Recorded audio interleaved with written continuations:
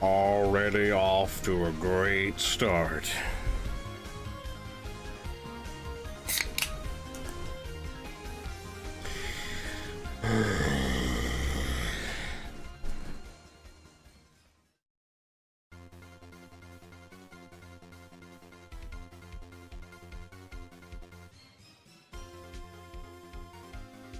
Yeah, I don't know why I didn't set the thumbnail correctly. I had it fucking set. I just didn't do it for whatever reason. Being cringe.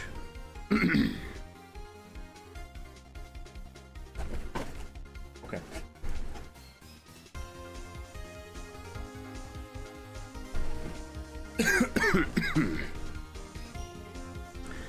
Let's see.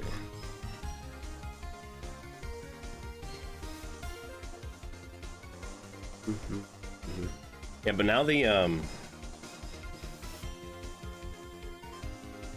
thumbnail is correct, but now anytime I link the fucking stream, it has the wrong thumbnail on Discord. Crow, seen a little bit. Tony, I see you belly aching about Ace Attorney. You know you're gonna love this. You're gonna love this.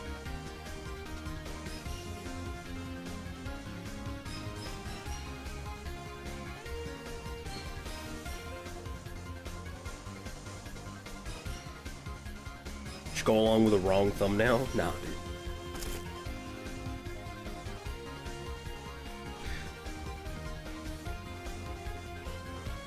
Listen, normally I'd be fine with it, but like, then I have to think about all of the fucking dipshits that'll wind up in the stream thinking we're playing Minecraft, but we're actually playing Phoenix Wright. Be like, man, this is a weird Minecraft mod you're playing, man. Mr. Streamer, man. Can I join this Minecraft world? It's not fucking Minecraft. Shut up. Shut up. Call the bait and switch. Yeah, a bait and switch where we bait them with like, it's like we're baiting bad fish. It's the worst kind of fucking switch in the world. It's a new game called Attorney Craft. Yeah. See, you you mine information out in the field, and then you craft excellent rebuttals to cross-examinations and objections to to the court.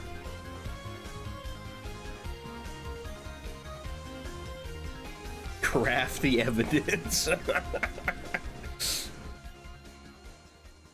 Craft the evidence you need to win your case.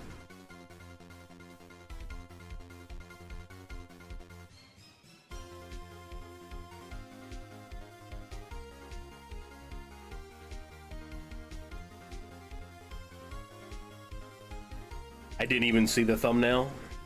Okay, well, that's fine. That makes me feel a little bit better, Reaper. How you doing, bud?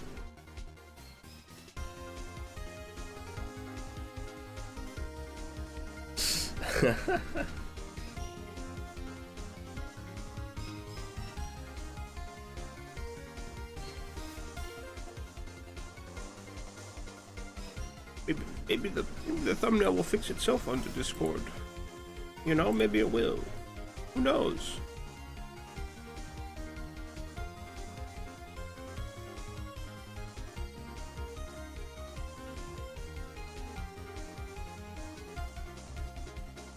So today we're playing, we're starting our journey into Phoenix Wright Justice for All, which is the second game of the trilogy of the Ace Attorney trilogy. It's currently on Steam. Tired? Might take a nap in a bit. Based. Based. Based.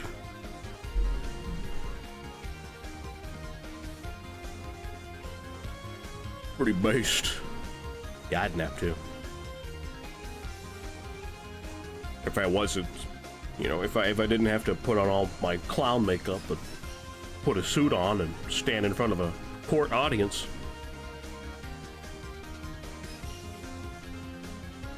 I slept through half of the first Ace run too. I wouldn't call it sleeping. You were like put into like a rage-induced coma.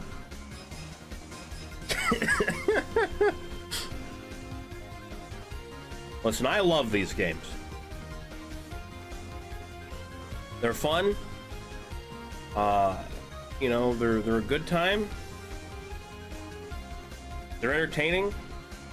I like the characters and like the writing. And it gives me a chance to do voice acting on stream.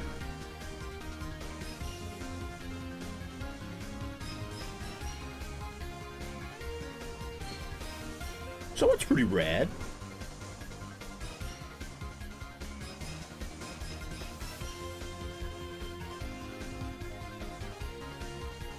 I was so pissed by that megaphone guy and that mascot melody that I've knocked myself unconscious.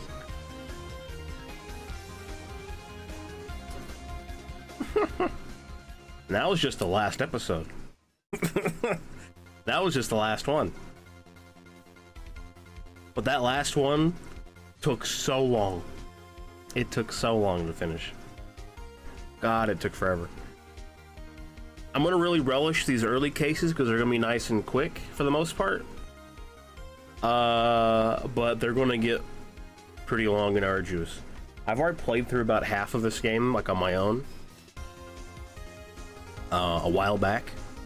And there's one case in this that I'm not looking forward to because it's so fucking long and it's probably my least favorite case of the whole series.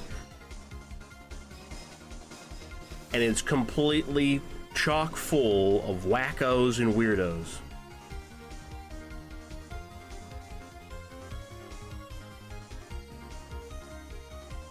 So yeah, you'll get to enjoy that.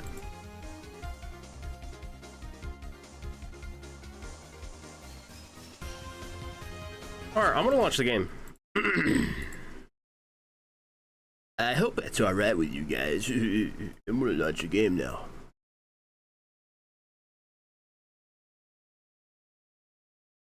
I need to swap this to that. Swap here. My game capture going. And get that.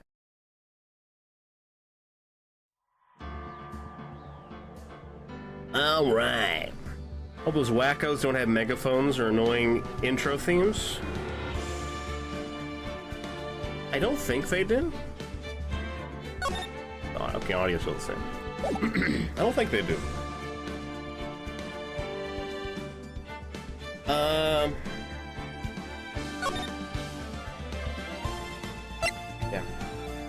Justice for all. Yeah, so we finished this one.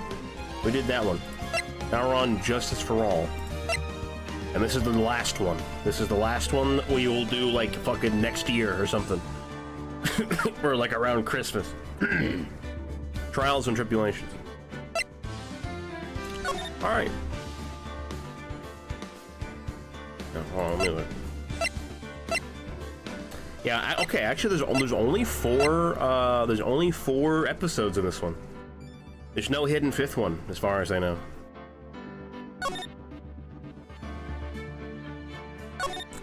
The Lost Turnabout.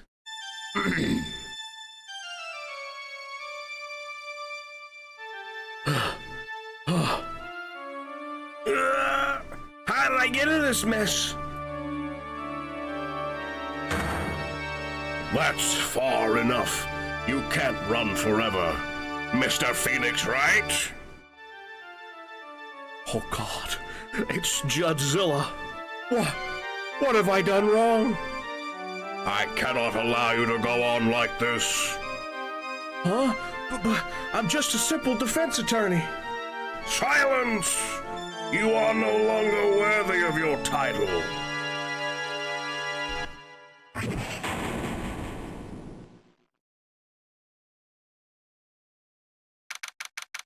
September 8th, 9:08 a.m. District Court Defendant Lobby number 1.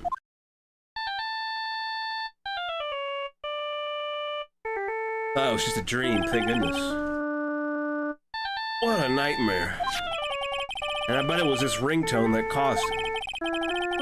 I really shouldn't be dozing off right before a trial starts anyway. Beep. Huh. Looks like they hung up. Ah, good. I finally found it. Talk about a close call.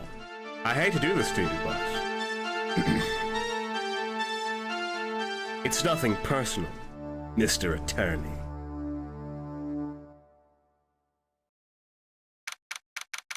A few minutes later, District Court, Defendant Lobby, number 1.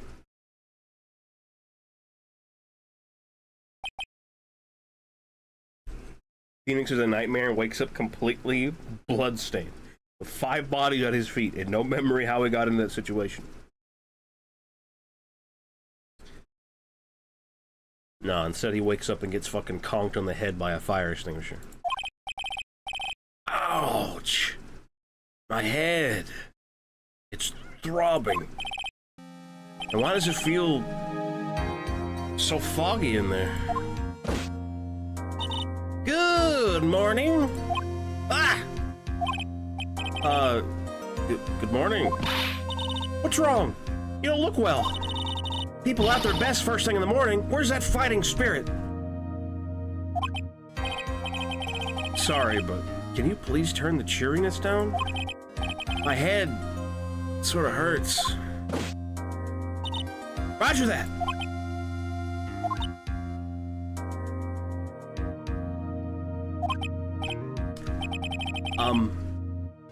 Am I in trouble or something? Huh? Trouble? Wait. Never mind. You're a policewoman, right? I thought maybe I had done something wrong? What are you talking about? She's not gonna dial it down, is she? No, she's not. I'm the one in trouble. What? I'm placing my life in your hands today, Mr. Phoenix, right? Life? In my hands? You promised me. You said you'd prove that I was not guilty. Not guilty? Just when I thought all hope was lost, when all the other lawyers had laughed me off. Leave it to me, you said. You, the one and only Phoenix Wright, came to save my day. And just like that, I was moved to tears, sir. I'll never forget what you're doing for me, ever. What is this girl babbling about? Actually, I really love to watch court proceedings, and I always root for you to win.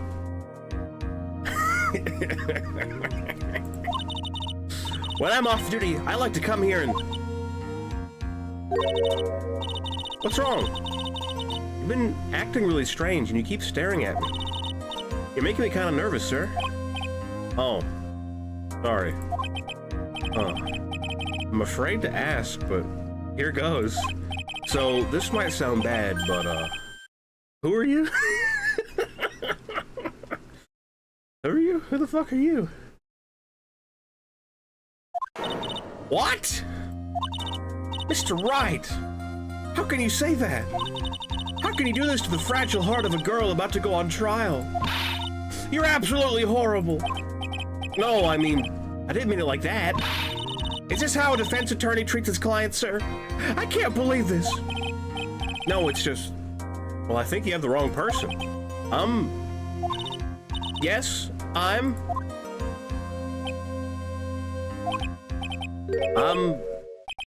who am I?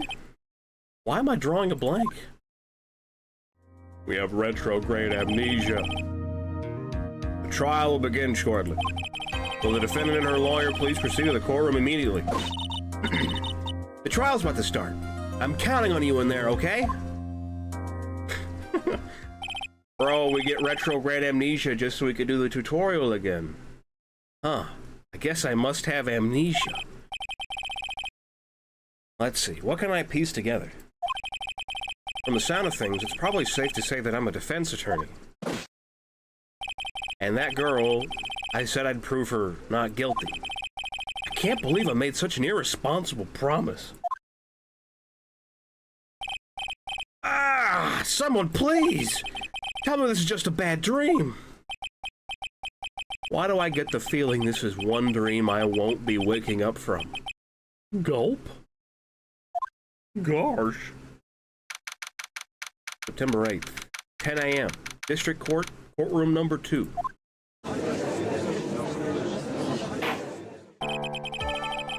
Court is now in session for the trial of Maggie Bird. The prosecution is ready, Your Honor. What is it, Mr. Wright? Are you talking to me? Do you see any other defense attorneys here? Guess not. Now then, are you ready? Yes. I guess I should say yes for now. Are you ready, Mr. Wright? Yes, Your Honor. Wait a second. If her life is in my hands, I should really do the responsible thing. Actually, you see, Your Honor, my memory is kind of... The court will not hear the defense's excuses. Because the defendant is a member of the police, this case is under great scrutiny. Therefore, we must make this trial fair but swift. I believe I have told you this before. I hope you're not telling me you've forgotten. Actually, I have.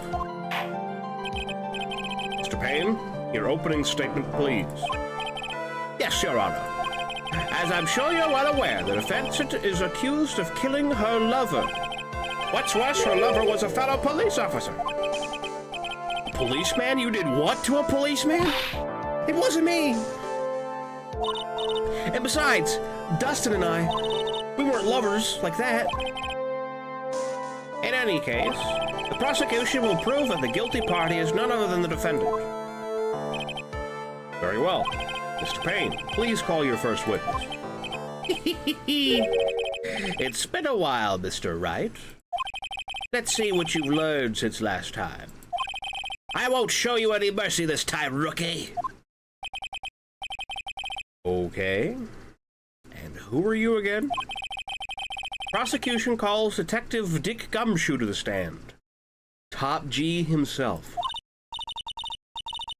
Here we go. Don't let me down, Mr. Wright. Nowhere to hide. I'm so dead.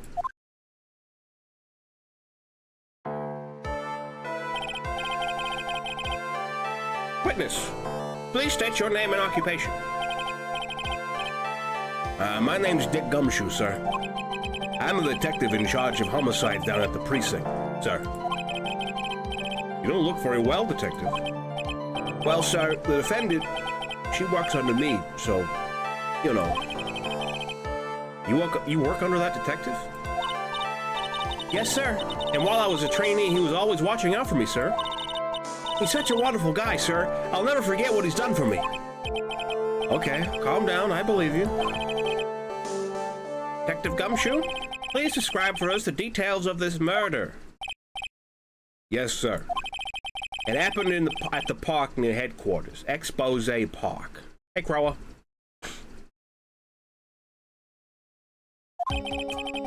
The victim was one of the local cops, Dustin Prince.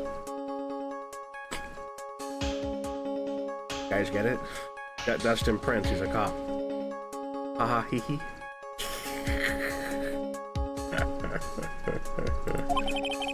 He was pushed down from the benches on the upper path, sir. The landing beat up his body bad and snapped his neck.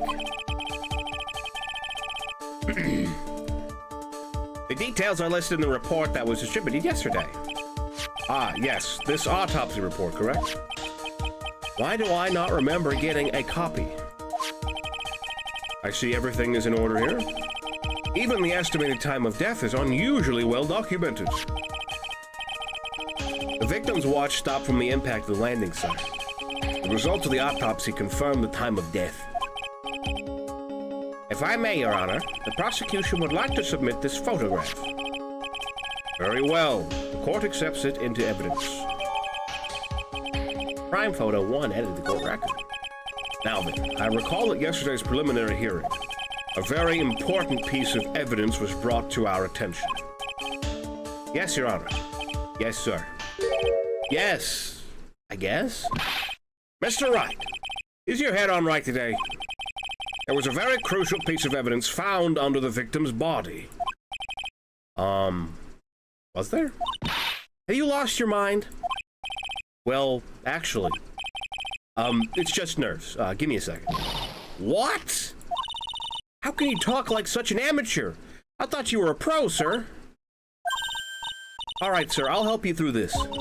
At a time like this, maybe you want to take a glance at the court record. Court record? Yep, info about evidence and people involved with this case are all listed there, sir. You can look at the court record by pressing tab.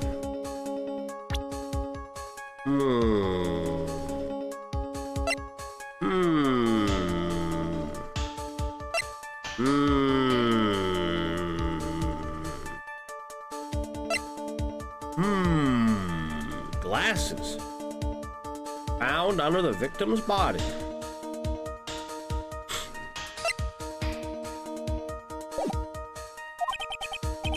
Tab, huh? You really know what you're talking about, don't you? It's too bad I'm a cop, right? Just think, I could totally be a legal aid instead. Mr. Wright. Yes, Your Honor. Court is in session. Save your chit-chat for later. Sorry, Your Honor. Well, I guess I better check the court record and see what I can find. I already found it. What was it again? Tab? All right, Mr. Wright. Let's see if your notes are in order. What was the piece of evidence found underneath the victim's body? Glasses. That's simple, Your Honor. A broken pair of glasses. That's right. The victim grabbed his killer's glasses as he was being shoved, sir, and held onto them as he fell. Oh, shit. She's wearing glasses. Hey! Why are you giving me the evil eye? Those glasses you're wearing. Yes, this is my spare pair. But these glasses they found at the scene of the crime are not mine, I swear, sir. You sure about that? Look, it was a coincidence that on the same day I accidentally stepped on mine. A coincidence, she says. Ugh. Your Honor, I have further evidence to present. Oh, you have more. And this evidence is very decisive. Very well. Let's hear from our witness about this evidence.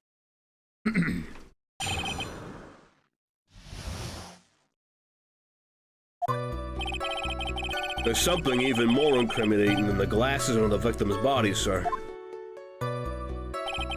During his date, the victim was pushed from the bench area, but he managed to write the culprit's name on the ground where he landed. I don't like saying it, but it was clearly the defendant's name. Maggie, sir. In it. It's fucking spelled wrong.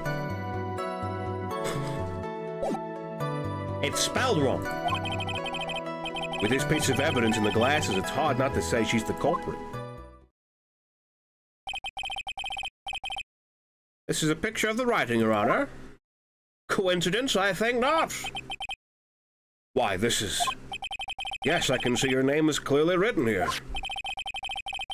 The prosecution would like to submit this picture. Understood. The court accepts it into evidence. As if the glasses alone didn't make you look suspicious. The victim even wrote your name clear as day on the ground. But, I already told you, those glasses aren't mine. And how do you explain his dying message? It's a conspiracy. I'm not guilty, sir. Mr. Wright, you may cross-examine the witness. Cross-examine? This is it. I'm counting on you. Sure, but what am I supposed to do? What? This isn't like you at all. Normally, this is the part where you get in the witnesses' faces. Get in their faces and do what? I guess there's no way around it. Okay, I'm gonna lend you a hand. The prosecution's witnesses all hide things from the court, which means they lie from time to time. Lie? But isn't that detective your superior? Well, even if they don't mean to lie, sometimes people just remember things wrong. Huh. Like that detective. He does sort of look like a scatterbrain. Dude, don't talk shit on Gumshoe like that. Come on, man. You get shit on enough already.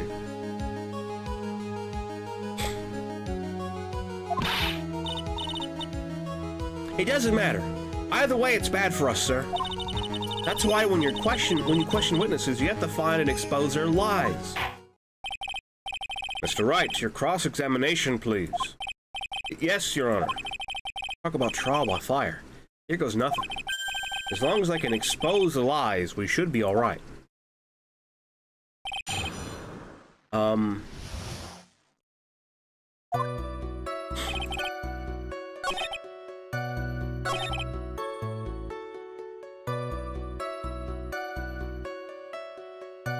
Press here? The culprit's name? Yeah, I was surprised too. I didn't want to believe it, but was the name that of my client? I don't like saying it, but it was clearly the defendant's name, Maggie, sir. Can I prevent the profile? Objection!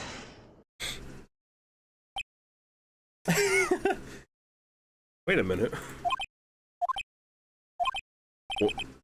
What is it? What? What's come over me?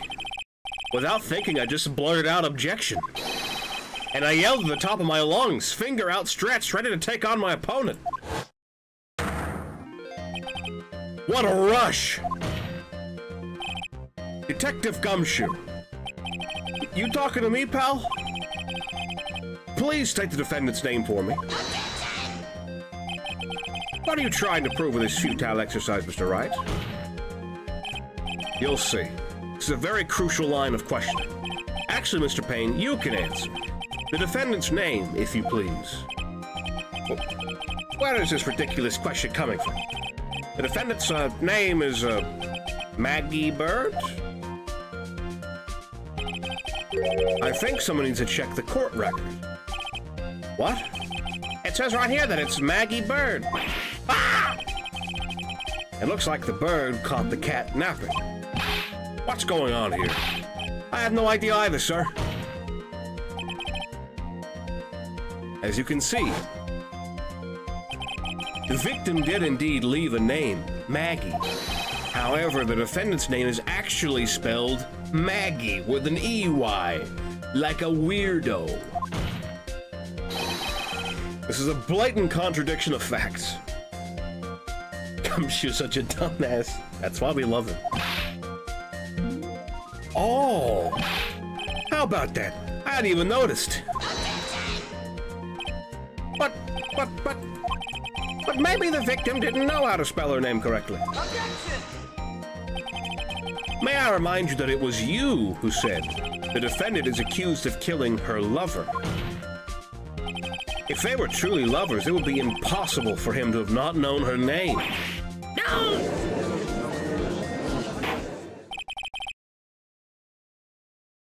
This is very true.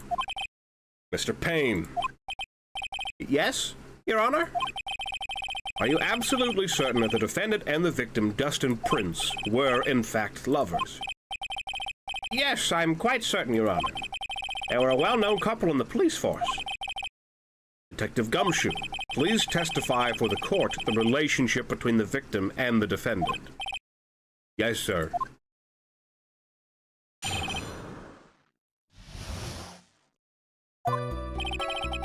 Officer Prince and Officer Bird had been going out for about half a year. It sounded like they would even talk about marriage. The day of the incident just happened to be the victim's birthday, sir. Officer Bird, had gotten Officer Prince a present. It was something she had bought over 2 months ago. I should know because she came to me to ask what she should get for it. The text noise is going to haunt me in my sleep. I don't think there's an option for that. No, I'd have to turn off all the sound effects. And that ain't happening. Why is this court game so interesting?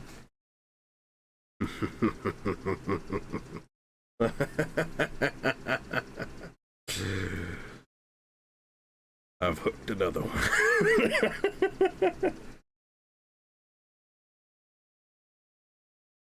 Oh, those two sound like they were close.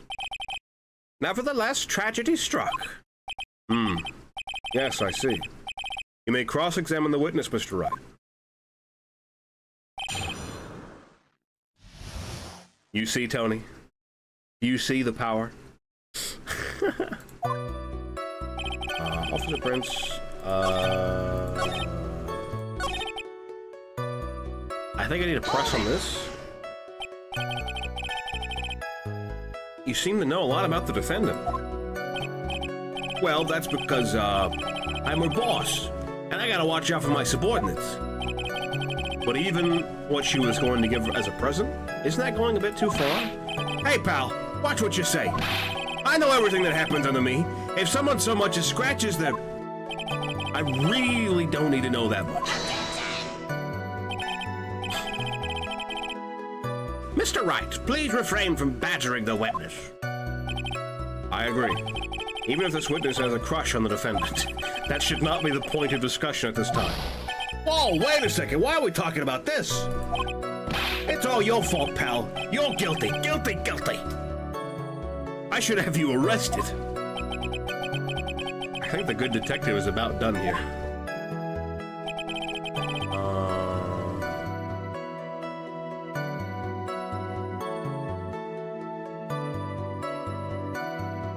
I think I need to keep pressing him. Over 2 months ago? Yep. She's a very considerate woman, pal. So, what was his birthday present? She got him a glove. A single glove? Why would she only give him one? Actually, Your Honor, the glove in question is a baseball glove. Oh, I see. A baseball glove. Officer Prince was a huge baseball fan. A baseball glove, Just now I believe you said the present was something she had bought over 2 months ago. Yeah. Are you saying she bought the glove at a store that far in advance? Nah, nothing like that, pal. Then what is it like? She ordered it. It was custom made. Custom made. The glove was custom made? Yep, that's what I said. The glove was custom made. Your Honor, I really don't see how this glove is related to this case. Yes, it would seem that there is little relevance. What do you think, Mr. Wright? Do you think this glove is really relevant to this case? Of course it's relevant. Did you always say yes in these scenarios? I don't know where this will lead me, but... Of course it is relevant. That glove is the key to this whole case. Yes! Bluffing to the max. Now this is the Mr. Wright I know. I'm so happy you're back, sir. I was wondering how long it'd take. This is great. Pressing people. Feels like I've done this before. As if I used to do this to squeeze information from even the most tight-lipped people. Very well. If you were that convinced, then let's hear some more about the matter. Actually, I brought the glove with me today. And? Why didn't you say so earlier? Hurry and show the glove to the court. Well, I didn't think it had anything to do with this case. Anyway, this is it, sir.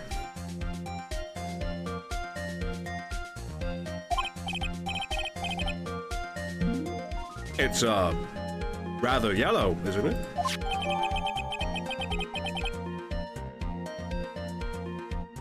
This fucking looks like a bunch of bananas.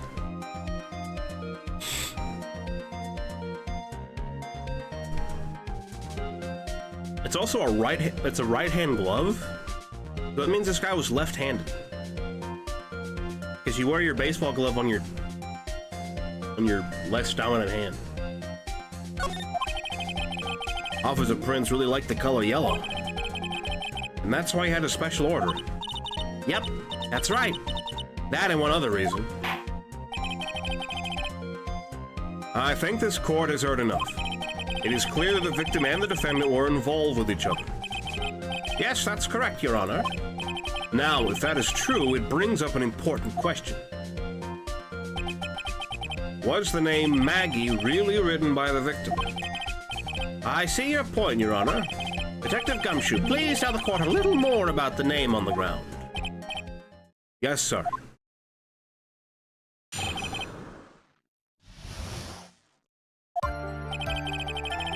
We first looked into the handwriting.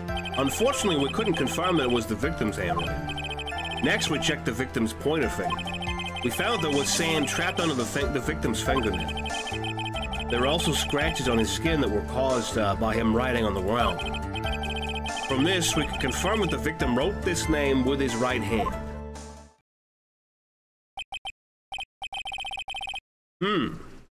But he's left-handed. He's left-handed because of the glove. That's a contradiction.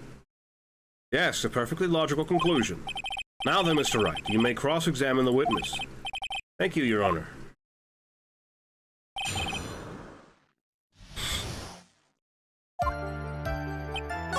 So we go to the end.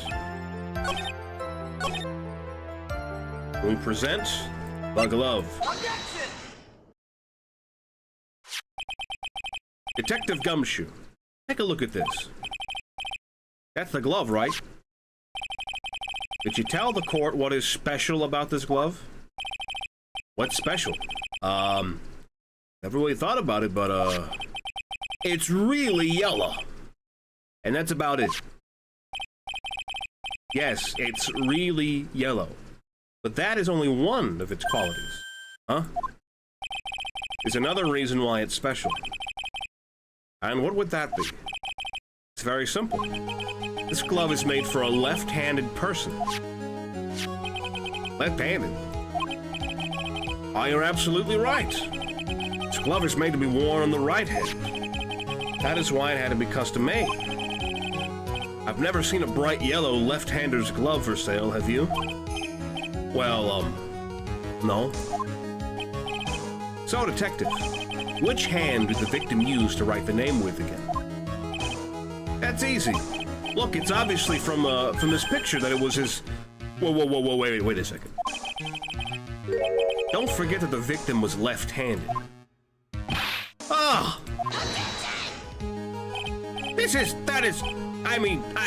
Object! Overruled. Mr. Wright, I would like to know what your line of reasoning proves. There's only one conclusion that can be drawn. A left-handed person could not have written a message with his right hand. I mean, you absolutely could, you know. Why is this guy just like, ah? Well, that's what he does. He just ahs every now and then, you know? Therefore, the person who wrote the name Maggie could not have been the victim.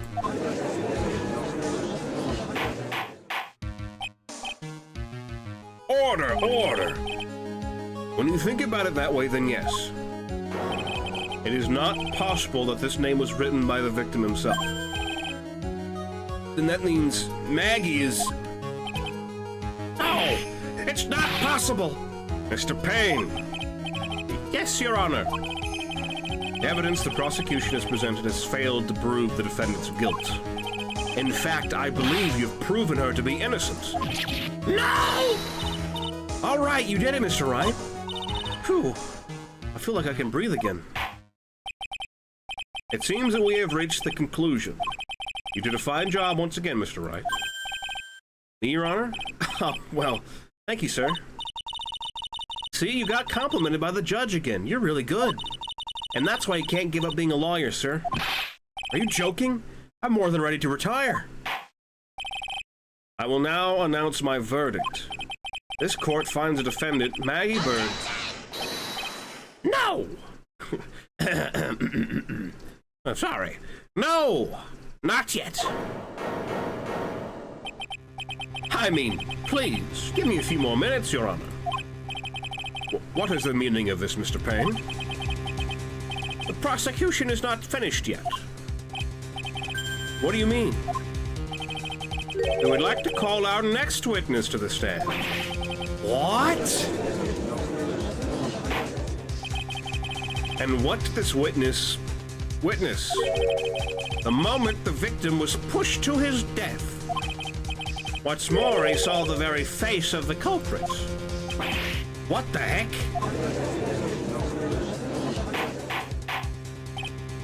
Order! Order in the court. I believe a recess is in order. Afterward, we will hear from this new witness. I had a feeling that was a bit too easy. I need more information. I'll have to see what I can find out during this recess. I can't let my guard down. It's only going to get tougher from here. Court is adjourned for recess.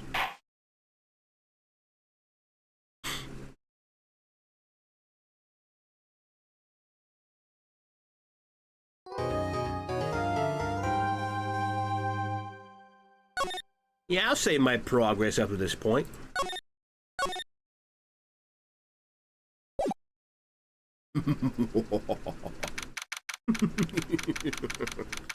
September 8th, 11:43 a.m. District Court Defendant Lobby Number 1.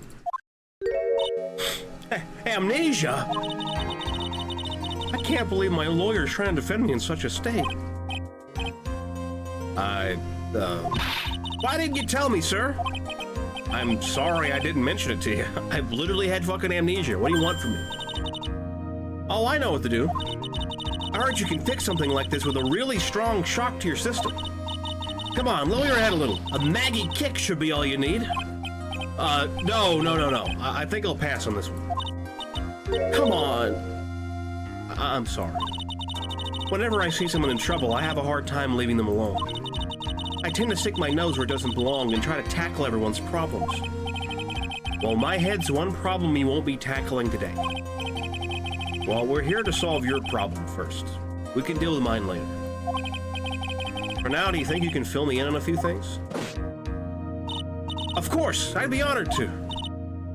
Well, I guess we'll start with my name, and then I can tell you about me.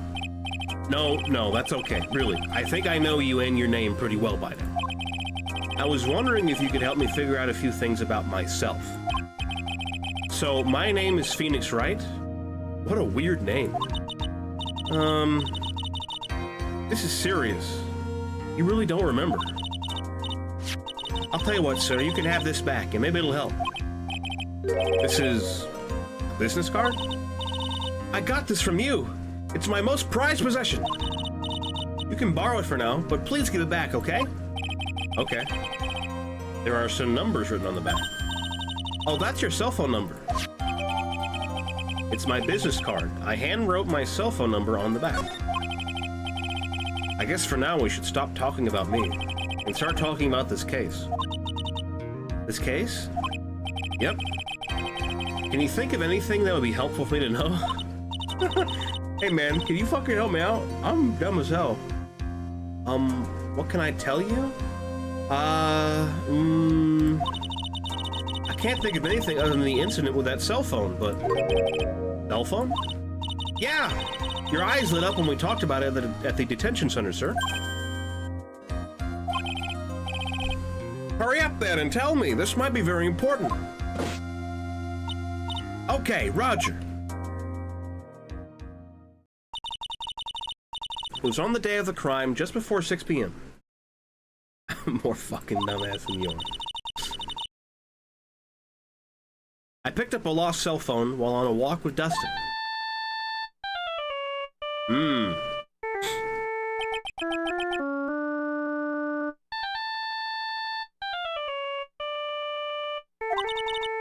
All of a sudden, the phone began to ring. Beep. Hello? Oh, thank you. I've been searching for my phone. Is this yours? Oh, I'm glad you called. We can meet up and I can give this back.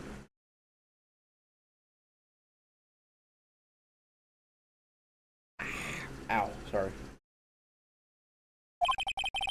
I'll be right there. I'm sorry, I didn't catch your name. You can call me Maggie.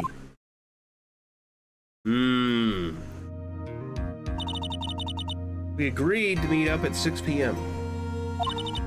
Dustin and I waited for the person to show up, but they never did. So where is the phone you found now? I gave it to you yesterday. Huh? To me? Is it that phone in my pocket? You mean this?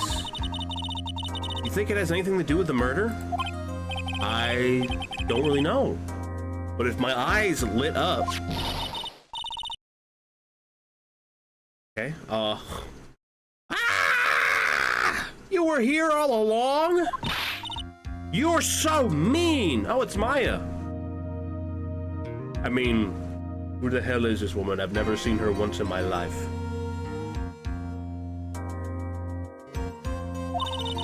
I called you a million times, but you wouldn't pick up. And when I went to check in the courtroom, everyone had already left. Now who in the heck is this? Let me guess, I'm supposed to know this girl too. Hey, good morning, Maggie. And a good morning to you too, Maya. So, how's it going? Is there a word for worse than abysmal? Oh, and what if I said that everything will be fine? That's right, it's Maya to the rescue with the ultra-decisive, super important evidence. Here you are, Nick. The thing you wanted me to bring. Huh? Oh, thanks. What the heck is this, a list? It has about 20 people's names and phone numbers written on it. It was kind of tough, but I managed to dig up some dirt. It looks like these guys are up to no good. No good?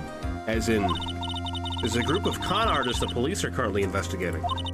I think these guys are members of that group. Members of a con artist group.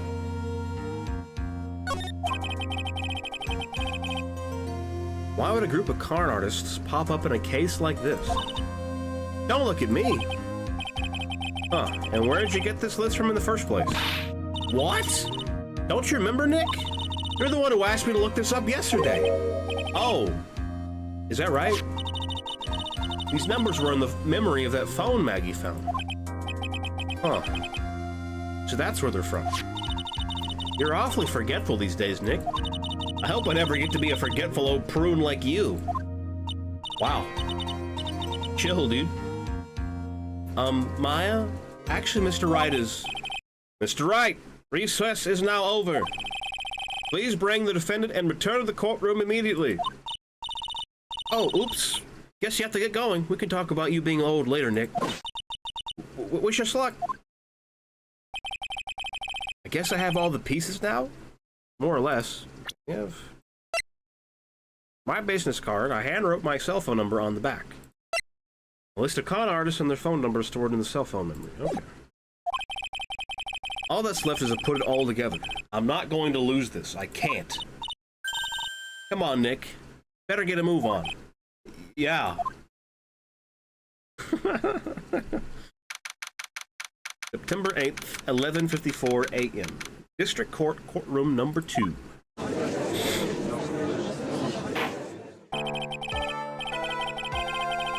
Court will now reconvene. Please call your next witness to the stand, Mr. Payne. Yes, Your Honor. But before I do, if I may say a few words. What is it, Mr. Payne? It's about the next witness. He has a tendency to say things that rub people the wrong way, you see. So I ask that the court might be a little lenient on... There is no need to give a preface. Just hurry up and call your witness, please. Yes, Your Honor. The prosecution calls its next witness, a drifter who was taking a walk in the park on the day of the murder. Oh, this guy looks familiar. Please state your name for the court, witness. Before I do, I'd like to clarify a little something. Huh? Oh, all right, go ahead. Just now you introduced my wonderful self to the court, correct? Perhaps as a drifter who was taking a walk? Did I? But I will not stand for that. Now you've tinted the court's eyes and colored me wrongly. Sure, I suppose calling me to settle this... Everything in my life is almost top... I merely look for a perfect top-notch to be able to... I have a rigorous selection of process... Okay, so he's like a college student. Yes, I understand. I'm very sorry. I'll be more careful from now on. Jesus Christ, shut the fuck up. What is he, a human chatterbox?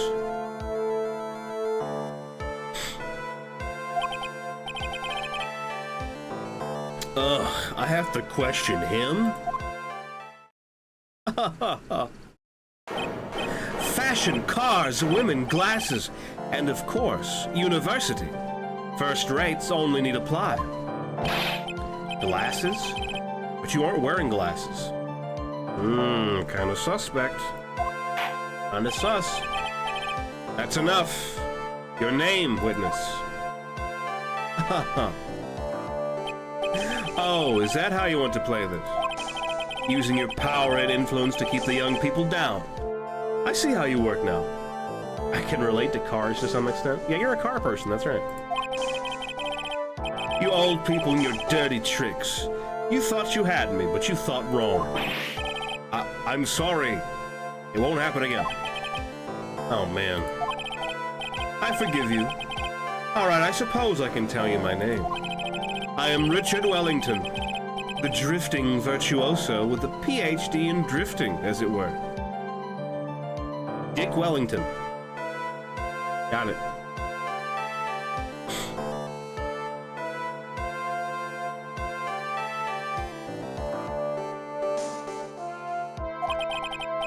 If you wanted to, you could call me a university student in transit.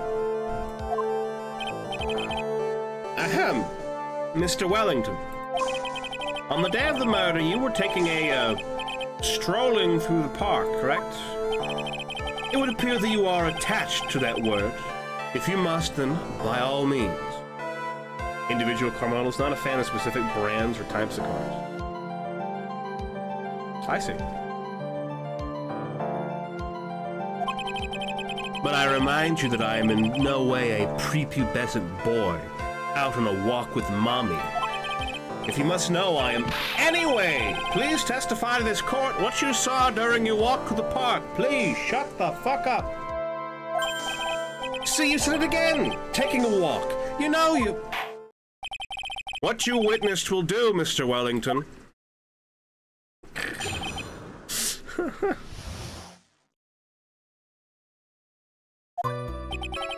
I was at the park all afternoon, deep in thought about my life situation. I don't remember the time all that well, but I do believe it was past 6 p.m. All of a sudden, a police officer falls from above, right in front of my eyes. Dude, look at his fucking face. Without a thought, I looked up, and there I met the eyes of a charming young lady. Of course I remember her sweet face. It was that of the pretty defendant there. The only other thing I saw was the banana that fell with the police officer. The what? The banana? The what now? The what? Huh. That was certainly a decisive testimony. Decisive? Nick, did you just hear what he just said? Yeah. That's all you have to say? How can you be so calm? It's strange. My mind is very calm and clear. Maybe it's because I believe in my client. You mean Maggie? Yes. And if she really is innocent, then that can only mean one thing. That guy is lying. You may now question the witness, Mr. Wright. I'll find out the truth, no matter how well you craft your lies.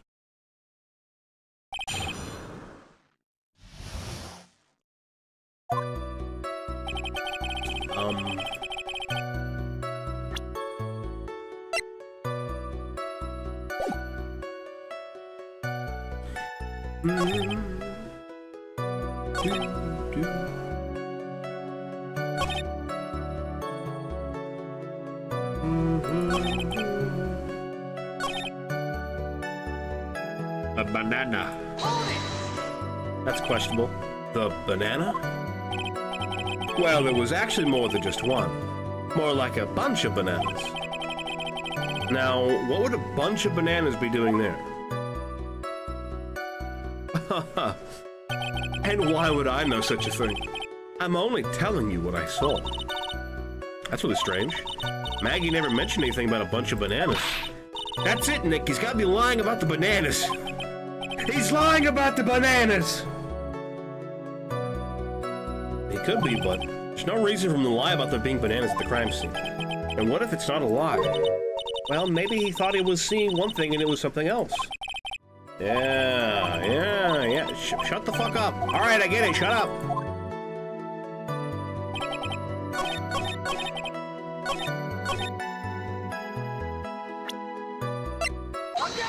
Objection!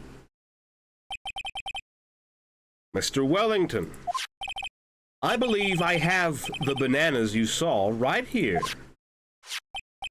Ah, so you knew about the bananas too. Why didn't you say so earlier? But don't think you can use this as a way to pull more information out of me. And that's where you'd be wrong. Mr. Wright, what is the meaning of this? Isn't that the baseball glove? Huh? What? A baseball glove? Doesn't it look delicious? Care for a bite? That's not... It's a... No! Your Honor, I think this proves one very important fact. This witness has bad eyesight, loves bananas, or knows nothing about baseball. I think he has bad eyesight. By the way, just how bad are your eyes? Huh? What? Why are you talking about this all of a sudden? Your Honor, it's very simple to mistake a glove for a bunch of bananas. No, I don't think so. Objection overruled, you fucking idiot. You're one of those people. Yes, you know what I mean. You're like those people who refuse to...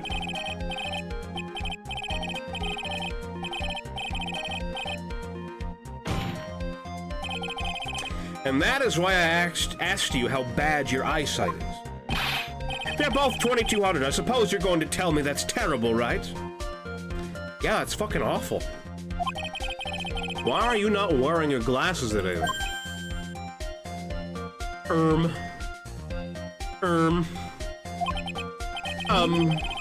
That's because I lost them recently, you see? Of course, I was planning on getting a new pair made right away. But you know, my glasses are no ordinary glasses, so to replace them... How about when you witnessed the crime? Were you wearing your glasses then?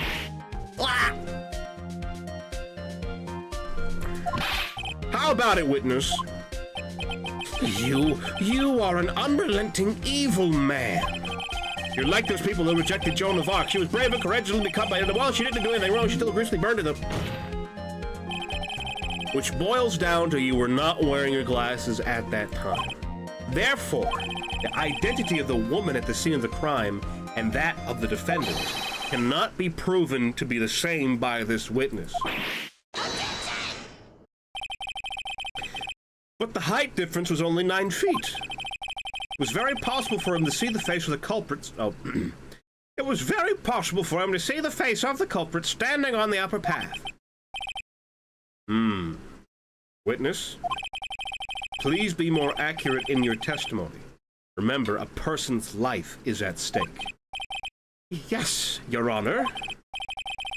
Now then, please continue with your testimony.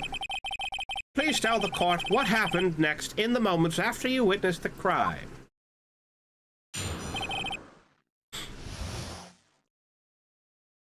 Guys mad? The girl on the upper path ran away as soon as she realized I was there. Put more British into pain. After that, I immediately called the police station to report the crime. It must have been 6:45 p.m. when I made the call. They must have a lot of free time on their hands since I showed up within 10 minutes.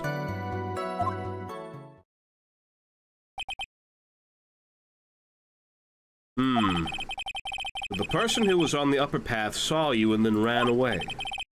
Yes, that is correct. Which is why even someone without a superior brain like mine can understand that. That girl is the murderer.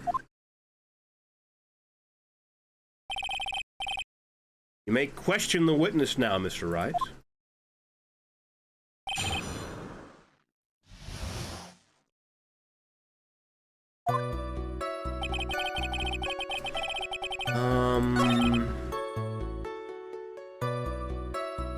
I immediately called the police station to report the crime. He died at like 6:28, and it took you for like 15 minutes to fucking call the police because he says it's 6:45.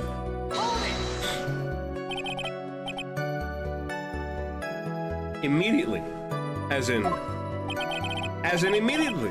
I mean, sure, a minute might have elapsed before I did, but that's the duty of every good citizen. Or do they not teach that at your pitiful school? You think people learn about how to call the police in college? Hey, Nick, I think you should take a look at the court record for a second.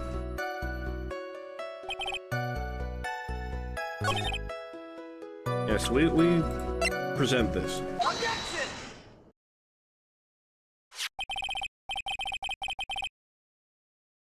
Mr. Wellington, would you please take a look at this? You mean the victim's autopsy report? According to this, the murder occurred at 6:28 p.m. So what of it? You said that you called the police immediately after the murder took place. However, by the time you had called the police, it was already 6:45 p.m. There is clearly a 15-minute gap here. Do you deny it?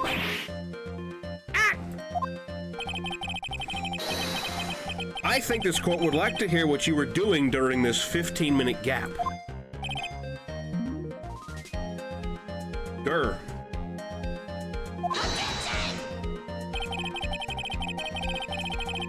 The witness was in shock at the time after witnessing a terrible murder. Is that what you meant by put more British into pain? Oh my! The witness was in shock at the time after witnessing a terrible murder. It's only to be expected that he would be a little dazed. 15 minutes is hardly what I would call a little dazed. Oh. Mr. Wellington? Yes? Explain yourself. What were you doing during those 15 minutes? Answer the question. Mickey Mouse? Dude, Mickey Mouse wasn't British. What are you talking about?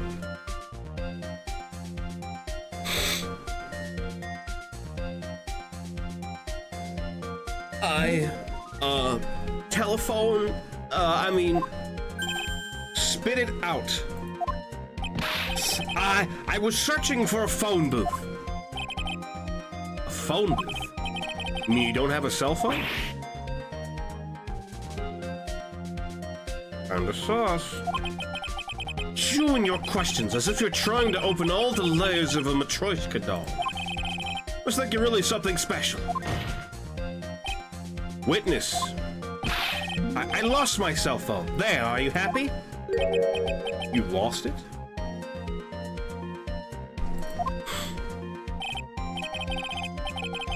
Unbelievable. You lose your glasses and your cell phone. You must be very scatterbrained when it comes to your belongings. What? Are you saying that first-rate people are never allowed to lose things? Haven't you ever heard that all geniuses... Okay. Enough.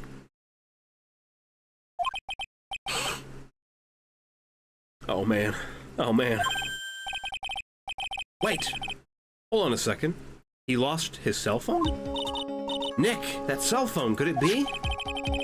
You mean this phone Maggie found? There's no way. Well, I didn't see this coming. What should I do now? Question further.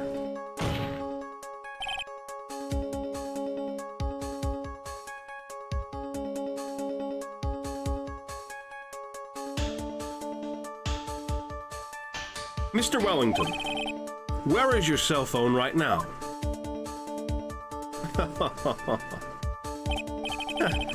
What are you getting all excited about? You seem to be a little confused. I found my phone, I'll have you know. See? Here is it. Here is it. Wow. Unplayable. Completely, unbelievably unplayable. Here is it. Oh, I see. Looks like he's got his phone. I thought that just maybe this was his.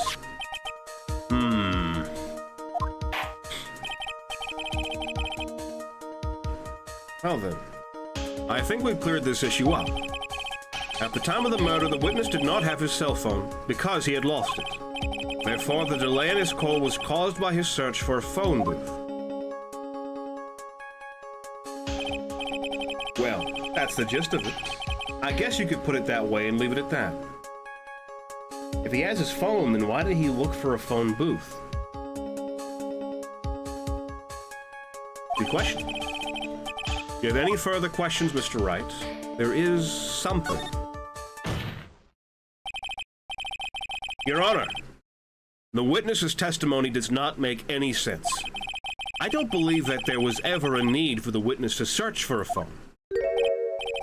How dare you? You can't just make outrageous claims like that. You do have some sort of proof, don't you? Well, yeah, of course. This evidence should be good enough, I think. All right, let's have this proof then. Please present proof that the witness had no need to search for a public phone booth. Okay,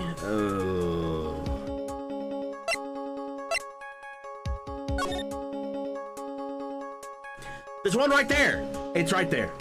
Okay, I see. I get it. Okay. There's one right there. Take that!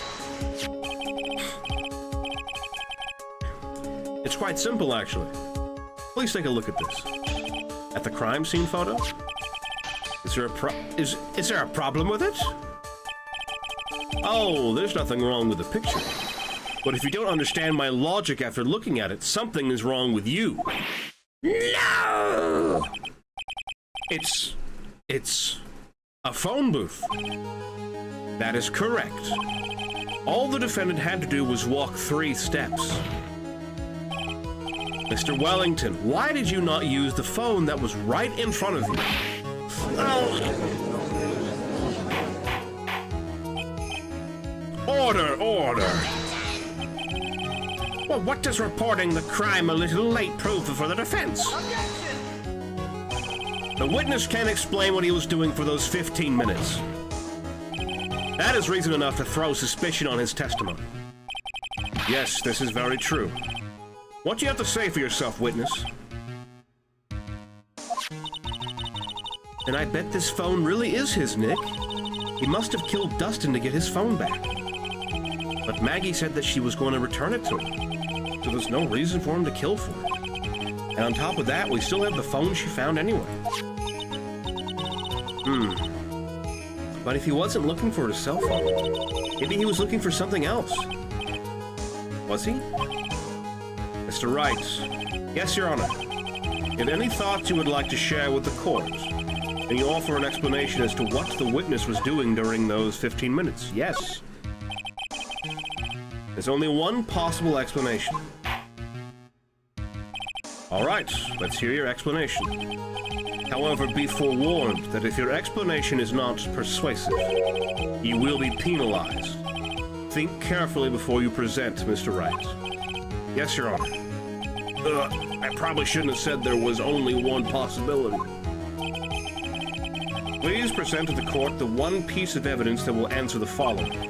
Why didn't the witness call the police right away? His glasses.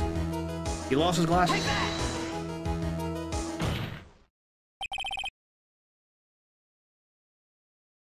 Mr. Wellington. What? Don't do that. You almost gave me a heart attack. These are your glasses, aren't they? Ah! Where did you find... Ah! I believe the court all heard what you just confessed to. That these glasses are, in fact, yours.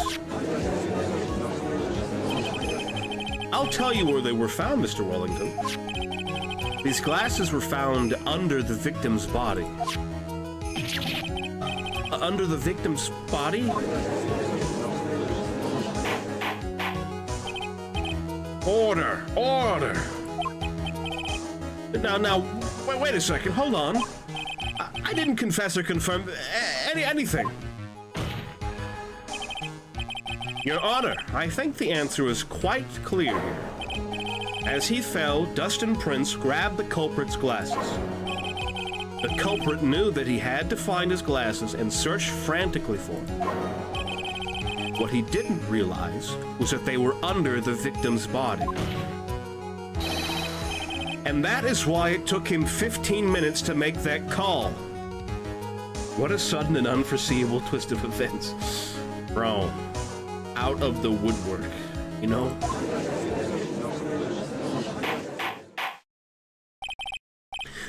Mr. Wright, are you indicting the witness as the real murderer?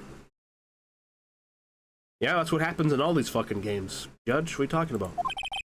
Of course! That is precisely what I am doing.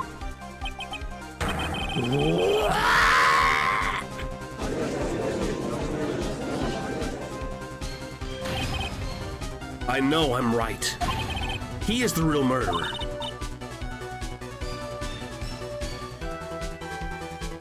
Got me like an RKO out of nowhere. Did you figure it out, Nick? More or less. Turns out this cell phone was the key to this case after all. Anyway, now is our chance to deep six this guy. I'll sink him in one shot. Yeah! This is so exciting watching you work again.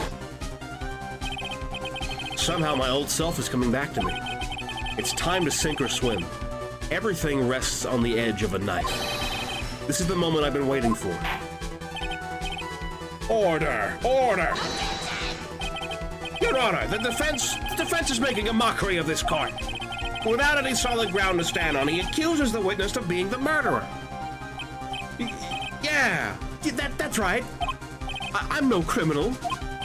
This third-rate fraud of a lawyer. In that case, why don't we look at it from a different perspective? Let's hear your explanation as to why you were not the murderer. Why, that's easy. For example, there's, the name the victim wrote. What about that? Oh, you mean the name Maggie? Yeah, even an idiot like you can read that, right? But we already know this is not written by the victim himself. After all, the defendant's name is Maggie with an EY, and the victim was left-handed. In other words, in order to make the defendant look guilty, the real criminal used the victim's right hand to write her name on the ground.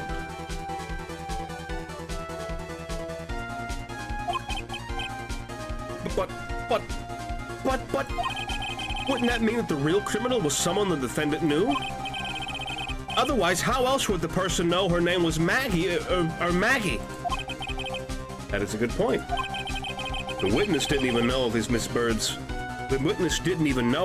before this trial. Ah, I forgot. Oh, was there any way this creep could have known Maggie's name beforehand?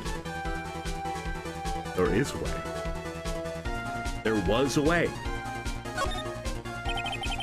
It would be best if I could prove that the witness had a chance to learn. That the defendant's name was Maggie. Now, will the defense please present its case? How could the witness have known the defendant's name?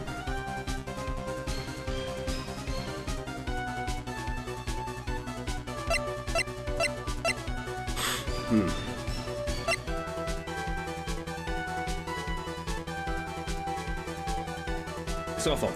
Take that! Mr. Wellington, you didn't have your cell phone with you on the day of the murder, correct? So what if I didn't? When you realized you had lost it, what did you do? What did I do? Didn't you try to find it by calling it? Why, you... How did you... Your Honor, these questions have nothing to do with... Overruled. Mr. Wright, where are you going with this line of questioning? You think there was some relation between the witness's cell phone and the murder? I do, Your Honor. On the day of the murder, Maggie Bird picked up a lost phone in the park. And she also received a phone call from the owner of the phone.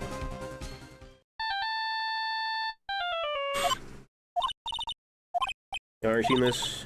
Yep. You can call me Maggie. Ah, hee hee.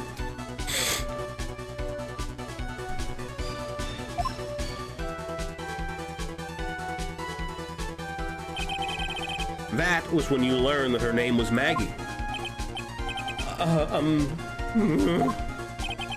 But you made one fatal mistake. Fatal mistake? My client's name is Maggie with an EY, but the name that was written on the ground was Maggie with an IE.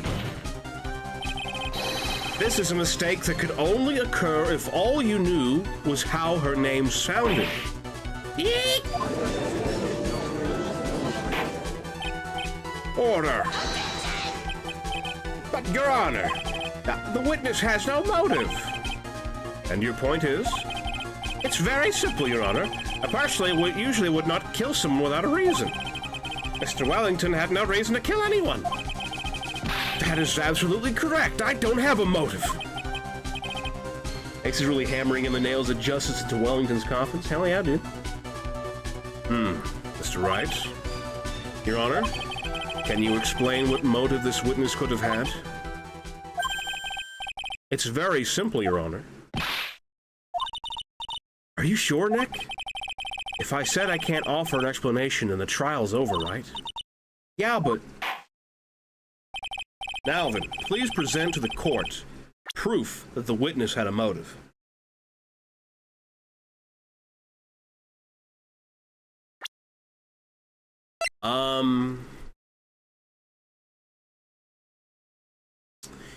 Boy, I don't really know.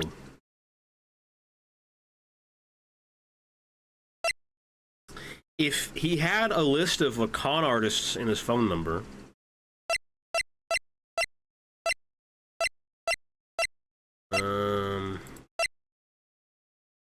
on his phone, rather,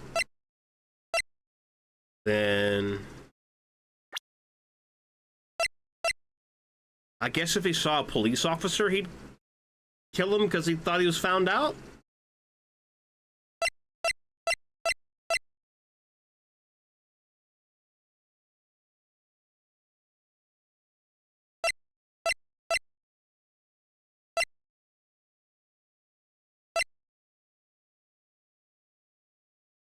I'm going to present Dustin Prince. Take that! The murderer killed the victim because of this. Okay. We got that wrong. Okay.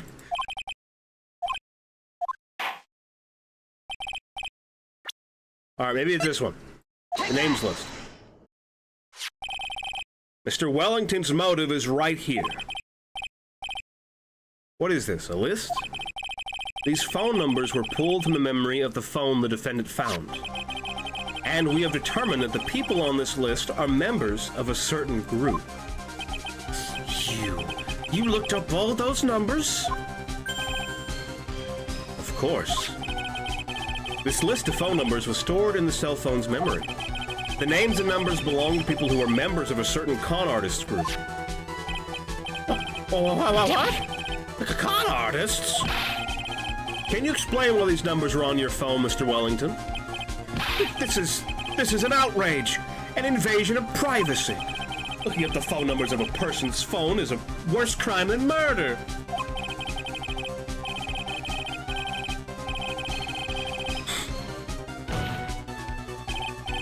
I don't care, Mr. Wellington.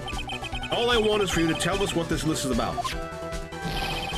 You think you, any of you, know what it's like to be a refined man such as me? Your Honor, this is unjustified badgering of the witness. Objection overruled.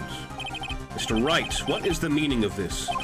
Why would the witness have the numbers of a group of con artists on his phone? Isn't that obvious? The witness is a member of that group.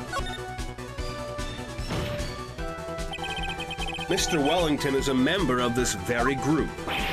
No! All of your friends' phone numbers are stored right here on this phone.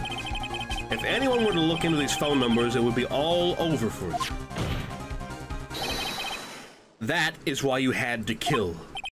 No! This is too much!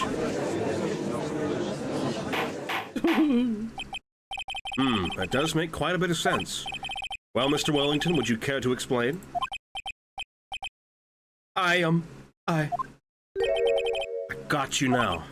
That police officer. Your Honor. What is it, Mr. Payne? Your Honor, this is unjustified badgering of the witness. You said the exact same thing only a few seconds ago. Please, let's think about the content of that phone call. Oh, yours, the defendant had already promised that she would return the phone. After that, all Mr. Wellington had to do was meet Miss Bird to get his phone back. Why, then, would he need to kill anyone? That is a valid point. What does the defense think about this? You think about it logically, then it makes sense. Maybe we should be thinking outside the box. Yeah, if we think like that, let's see. Maybe that slime ball saw something at the crime scene that made him commit murder. Your thoughts, Mr. Wright? Well, I don't think Mr. Wellington went to pick up his phone in a very friendly manner. But he was promised his phone, so why would he have been unfriendly to the defendant? I think he must have seen something that didn't agree with him when he got there. Well then, Mr. Wright, what was this something that didn't agree with the witness? Now I click on Dustin Prince. Yeah, he is a police officer. Take that! What Mr. Wellington saw was the victim. The victim? You mean Dustin Prince? Dustin Prince had gone on his date right after his shift was over. With no time to change, he went to the park, still wearing his police uniform. Oh!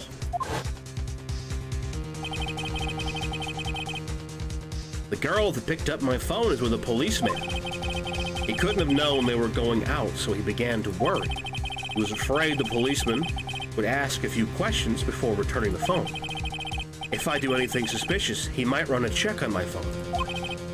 In his mind, it was possible they had already run a check on the phone. And he went into a panic, is what you're saying.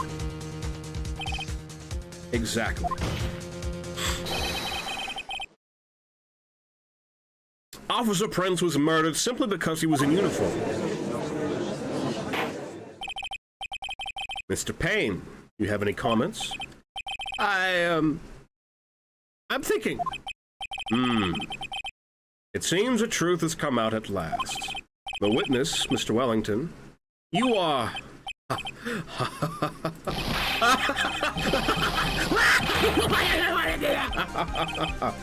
Impressive! Not bad for a person with a third-rate education. What's that supposed to mean? The evidence! Evidence! That guy really creeped me out. All you've been waving around talking about is that suspicious cell phone. Suspicious phone number this, suspicious con group that. They're all on that phone.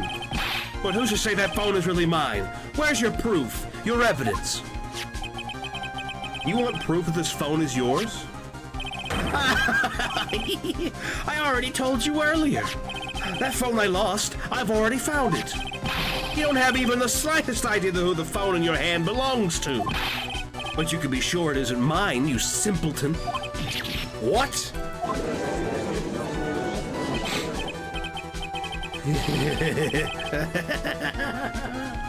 It feels good to see you squirm. We do have a problem on our hands with this phone. Whose phone is it? Without knowing that, it's meaningless as evidence. Your Honor, this is bad. I can't let him turn the tables on me like this. The cell phone. There has to be something I've overlooked. There's got to be. Maybe. The fingerprints on the phone? Unstored numbers.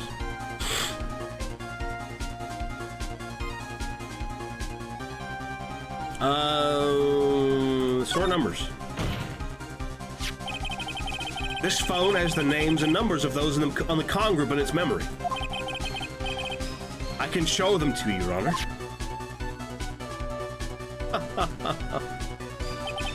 I don't believe this. What are you talking about?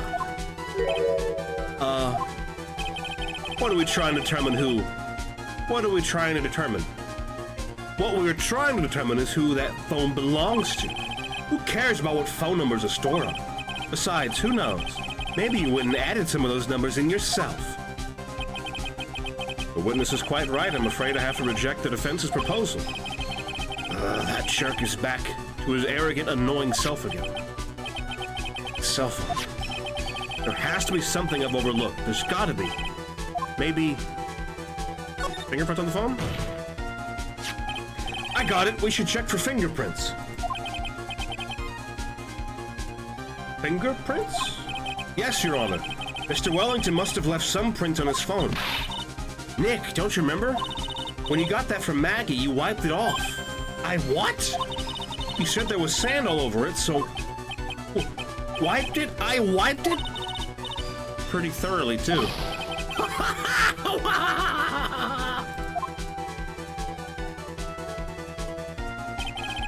It's oh so much fun watching third-rate trash babble like morons amongst themselves. He's made a complete recovery. How many times do I have to say this? My phone is right here, you see? Oh, and incidentally, you can't check the numbers stored on this phone.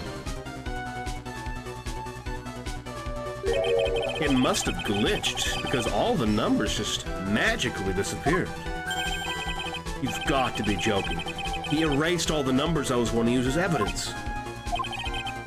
Mr. Wellington. What's this? By the tone of your voice, it sounds like you still have some fight left in you. Where did you finally find your cell phone?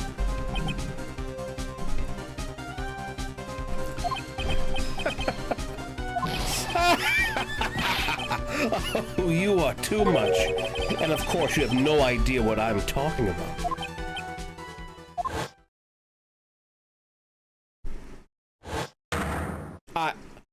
Oh my...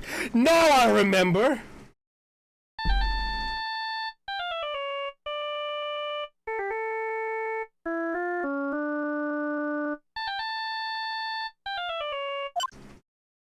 Beep.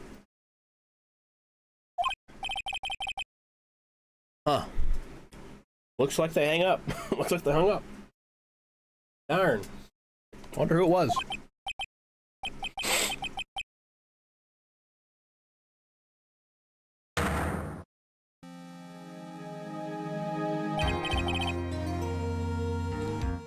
So that's when...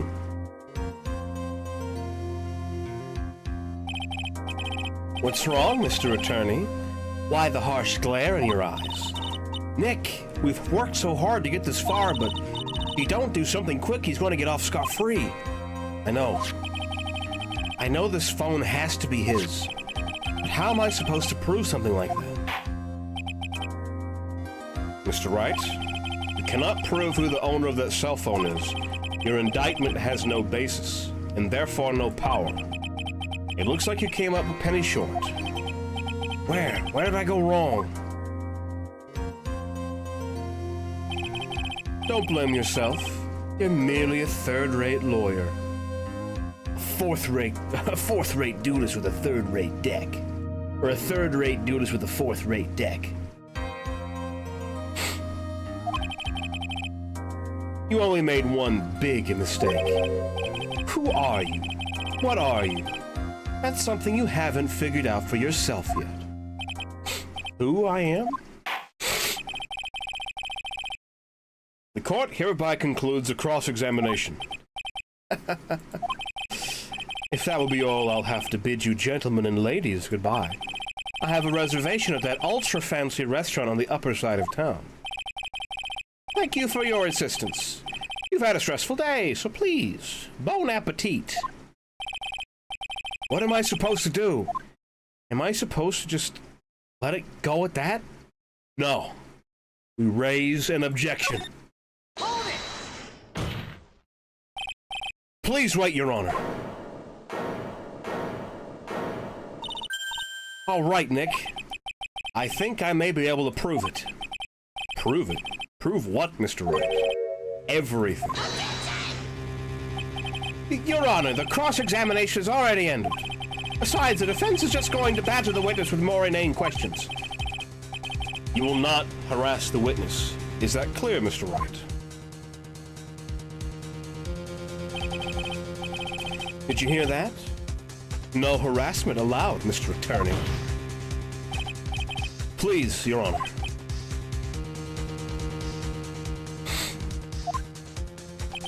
Very well. But this is your last chance, Mr. Wright. You may present one piece of evidence to the court. I only get one shot at this. If you cannot prove everything, it's over for your client and for you. Do you fully understand? Yes, Your Honor. I'm sure you're well aware, Your Honor, but the cross-examination period has ended. Were you paying attention, Mr. Payne? I said that Mr. Wright could present only one more piece of evidence. Oh. Oh. Now then, Mr. Wright, this is your last chance.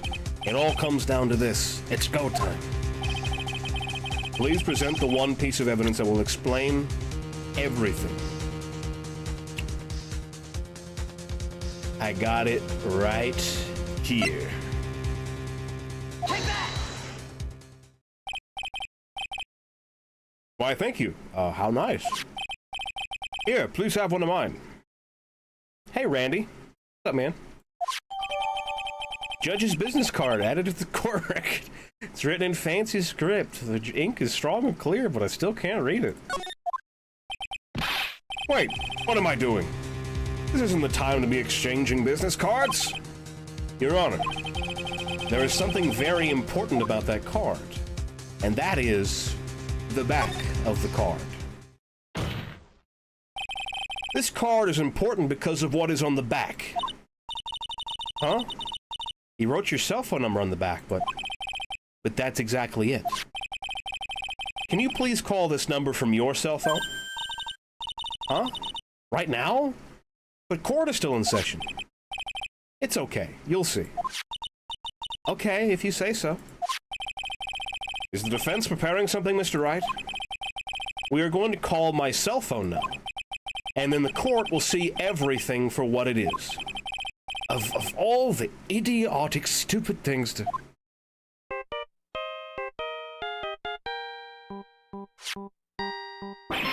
Ah! What? Why is my phone... And what is with a stupid sounding ringtone? Mr. Wellington? How strange. I can almost swear that you're holding my phone. Your? Ah, no, it can't be! By the way, before I forget, thank you very much for the lump on my head this morning. Ugh. I don't think I need to explain any further, except to say, when you went to retrieve your cell phone, you mistakenly took the wrong one.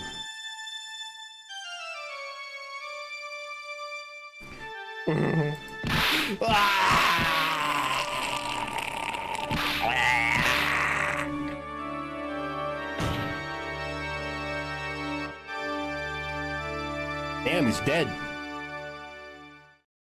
Fuck. That was brutal. So that is what happened. You were knocked out by Mr. Wellington. He is a man who lives on his pride and self-image alone. And in order to hide his involvement with the con artist group, he has become paranoid and has lost all ability to make rational judgments. Then Mr. Wright, the phone you're holding, it's Mr. Wellington's, naturally. Speaking of that man, how is he, Mr. Payne? He was arrested and has been taken away, Your Honor. Very well. Now then, this court finds the defendant, Maggie Bird, not guilty. Woo! We did it! We did it! Our first case done!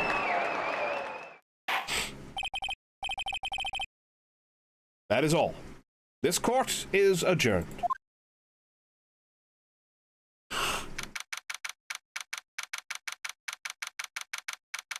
September 8th, 2:16 p.m. District Court, Defendant Lobby, number 1.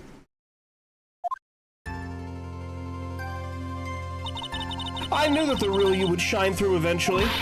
I'm so moved by what you've done for me, sir. Thank you so much, Mr. Wright. I feel really bad for Dustin. He didn't do anything to deserve this. It's probably because of me. Huh?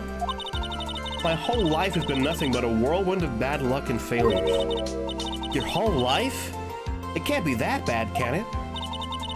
Since I was 6 months old, when I fell from the 9th floor of my apartment building. I've been hit by all sorts of vehicles, gotten sick from all sorts of foods, failed at almost every test I've ever taken, experienced almost every kind of disaster, and never won or even tied at a game of tic-tac-toe. God damn. My life has really been nothing but a string of disasters. That is, pretty bad. Up until I went to college, I was known as the Goddess of Misfortune. And then at the academy, everyone called me Lady Luckless. Lady Luckless. What's worse is that my misfortune always seems to latch onto those around me. What do you mean? When I see someone in trouble, I always try to help. Ah, that's right. We were talking about this earlier. It happened again recently too, sir. There was an old lady pacing back and forth by the pedestrian crosswalk. I gave her my hand, and before I knew it, we were having dinner at my house. Oh, what? Was she like, did she con him? Con her? What? I'm sure that Dustin's gone because of me. That's not true. That glove didn't even have any sort of special meaning. It was just a present to say thanks for covering one of my night shifts. Oh, I see. Everything is all my fault. Dustin's death, your head being all messed up. Well, I don't think my head is that messed up yet. Imagine her being a surgeon. Oh my god. Malpractice for days. I'm gonna find a new life for myself starting now. The next time we meet, I'm sure I'll have found a whole ocean's worth of good luck by then, sir. Yeah. After all, the Goddess of Misfortune is only a name. You bet.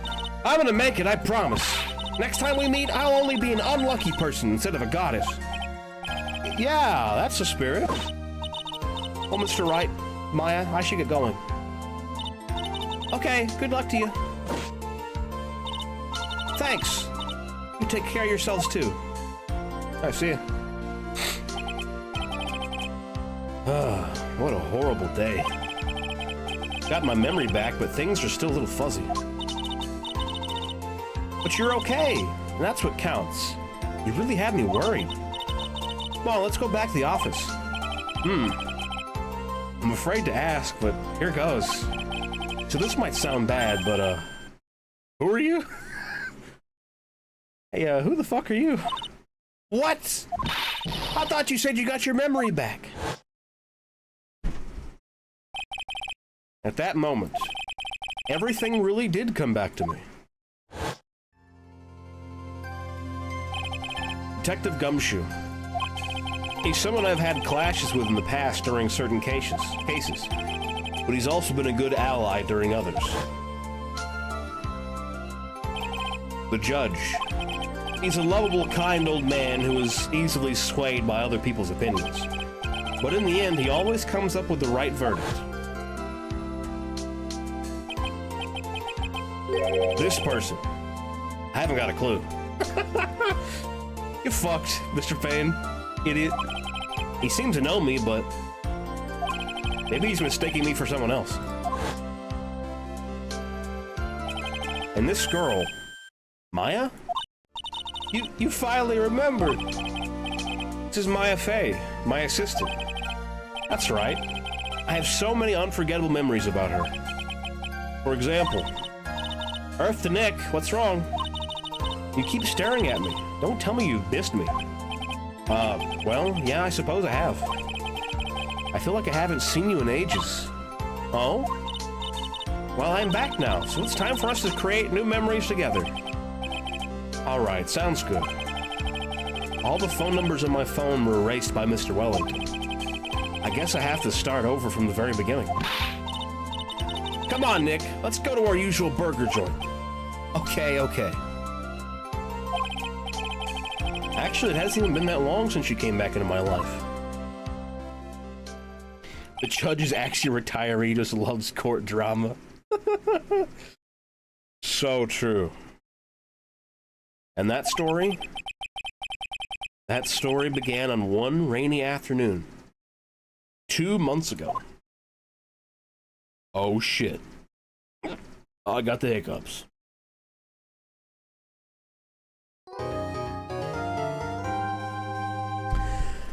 Hold on, I'm dying. I'm dying of hiccups.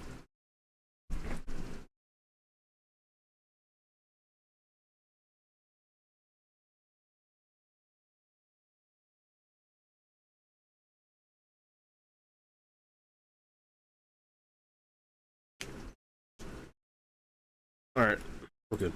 Jeez. No, we're not good. Oh, God. Ah.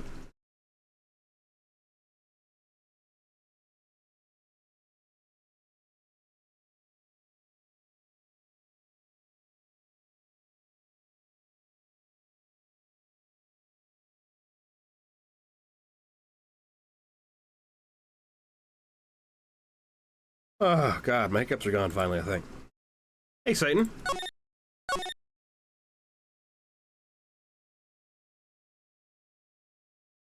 Alright, so do you guys remember at the end of the last game?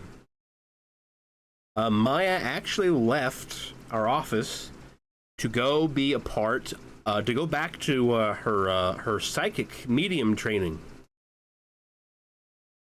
And we're about to go learn exactly how she came back into our lives.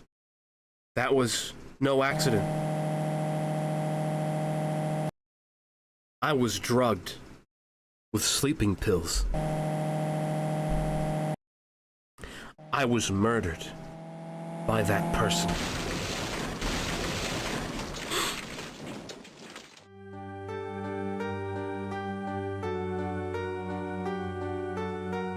That's why I took my revenge. It's only fair, isn't it? Eni. That's a person's name, by the way, Eni. Oh no, what did Maya do this time? I finally get to see you again, and it's not your fault. You didn't do it. No, I did it. I killed that person. But that wasn't you. It doesn't matter. It might as well have been me.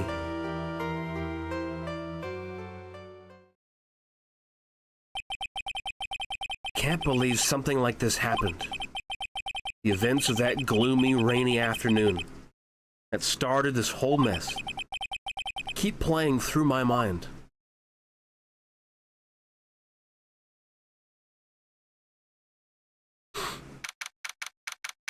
June 16th, 3:34 p.m.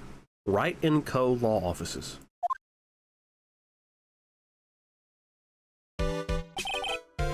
What depressing rain. Do you understand how depressed that makes me? Do you? I guess. But actually, more than being depressed, I'm angry. Angry at that weather girl on TV. I think our little rainy spell will take a break with this day of sun. Is what that girl said. I'd stake my life on it. Well, it's the weather.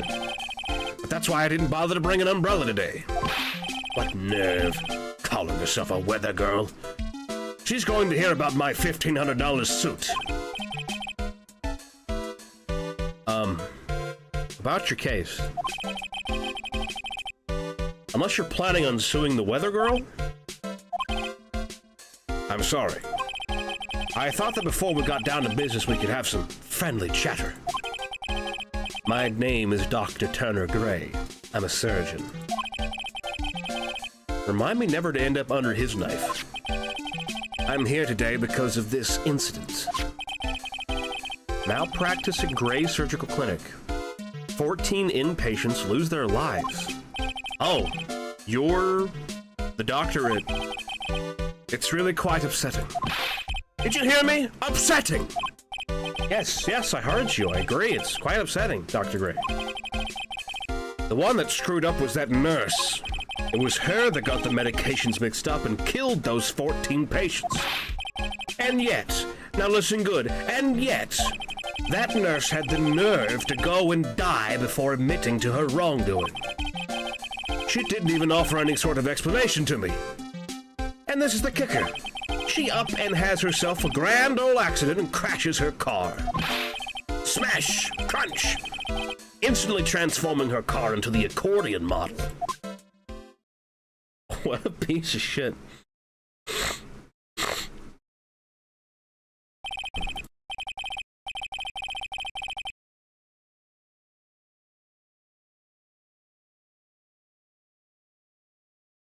Sorry.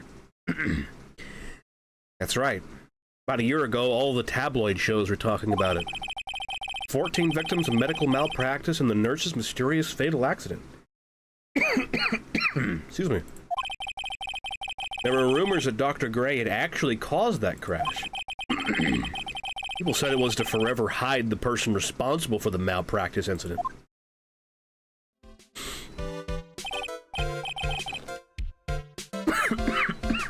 I'm dying. Why would I? Now, I'm just going to say this once. Why on earth would I want to kill that nurse? She's the one who killed those 14 patients, not me. I think you need to take a deep breath, Doctor, and focus. More to the point, this case is over a year old. Why bring it up now? That's simple. Because the situation is slipping out of my grasp. This just won't do. My clinic isn't seeing nearly as many patients nowadays. You understand what that means? It means they're not coming to my clinic. You don't say. If it were me, I don't think I'd want to go either. So what would you like me to do about it? I want you to help me prove I'm innocent. You do realize I'm a lawyer, not a private investigator, right? No. This is something only you can do. Huh? Maya Fey. You know this girl, correct? Huh? Maya? Why would he know her name? That's simple. I'm bored and need some drama in my life.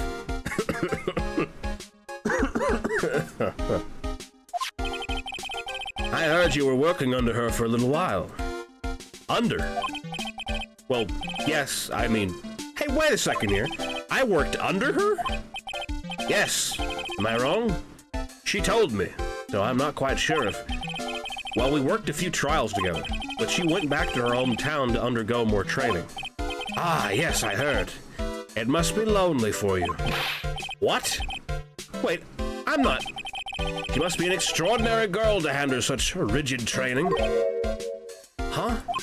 I have an acquaintance who knows a lot about these mystical sorts of things.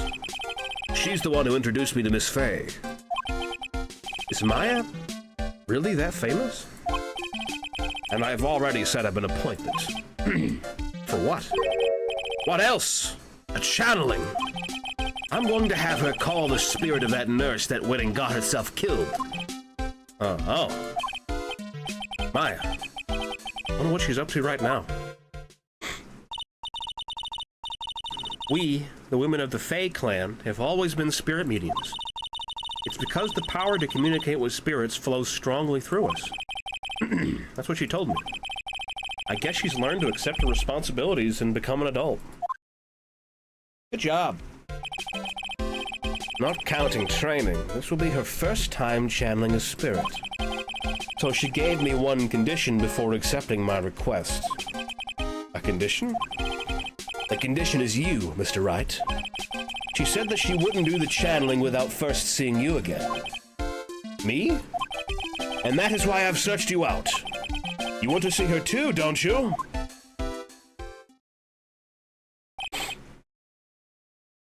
And so, that is how I ended up visiting Maya's hometown with the doctor. June 19th, 1:25 p.m. Crane Village. So this is Crane Village, Maya's hometown. Oh, hi, little girl. You look like a little idiot. Well, why, hello there.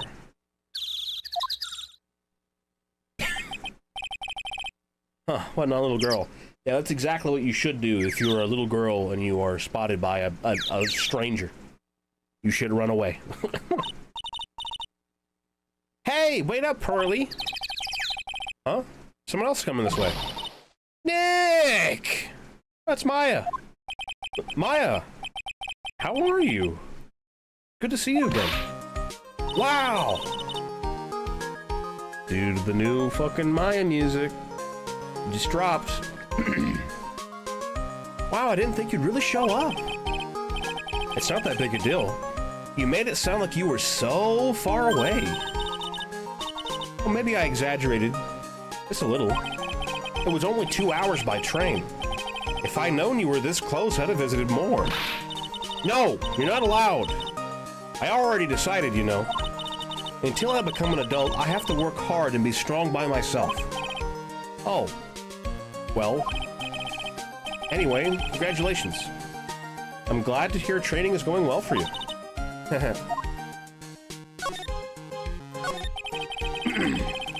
Looks like you finally become a full-fledged medium, taking on your first job. Yeah, I didn't think it would be this soon.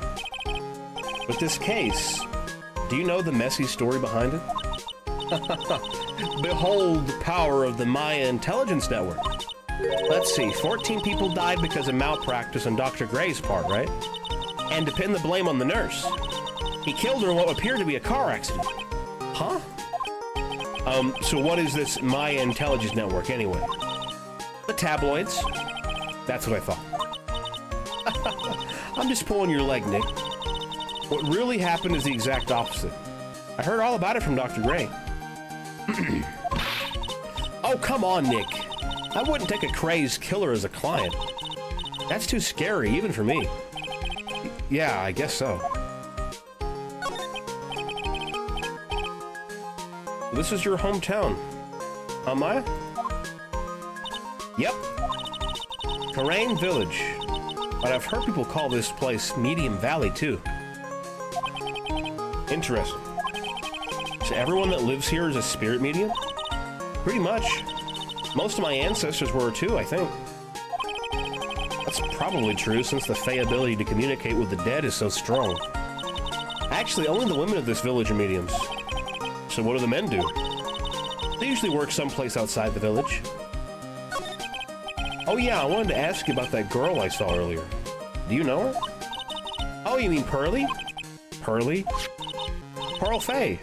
She's my cousin. Isn't she adorable? Just like yours truly.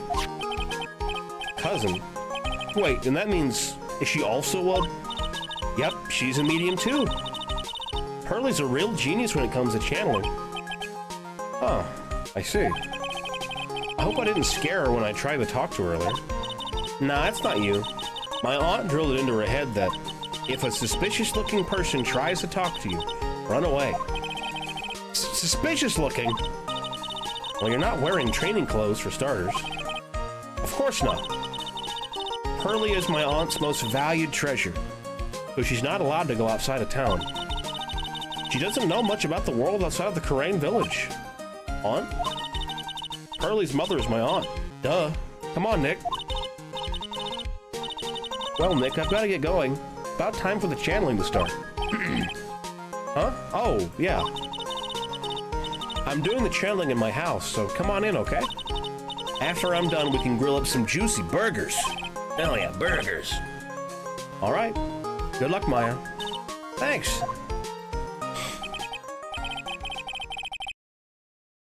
Well, at least she's still the same perky Maya. All right.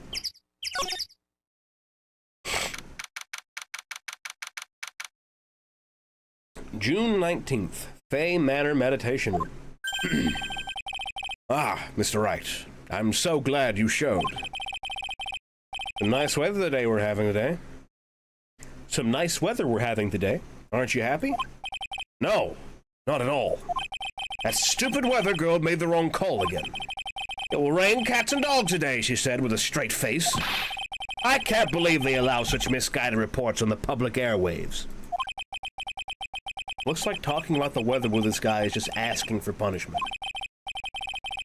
But anyway, this is a splendid manor. No argument there.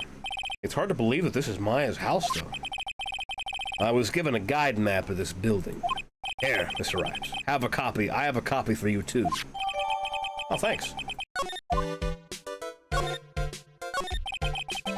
What are you going to do once the nurse's spirit has been called? Isn't it obvious? I'm going to have her write a signed confession. A signed confession. Yes, a confession. Pay attention. I'll have her write this. 1 year ago, on May 2nd, 14 patients died due to my negligence. And then on May 24th, I fell asleep at the wheel and died in a car accident due to my further negligence. I'm sorry and I apologize for being negligent. That's what I'll have her write. With a confession, the rain falling on my soul can finally stop. Oh, I see. So how did she hear about Maya Fey? I heard about her from an acquaintance. A girl studying the occult at the college. That girl introduced me to this village. This is the home of the Korean School of Channeling. The home, huh? And Miss Maya is a daughter of the Master, I hear. Master? Anyway, do you see that door? That's the room where people and spirits meet. Miss Maya's aunt is in there right now. Would you care to meet her? Sure.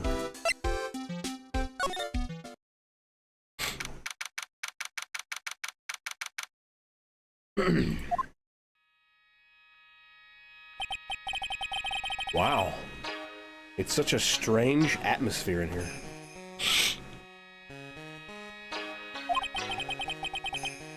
These flickering lights. I guess they're candles. Good sir. Who might you be? Hey, Rin. Dude, is that the Rin I know? What's up, man? Or is it a different Rin? I'm sorry, I know a Rin.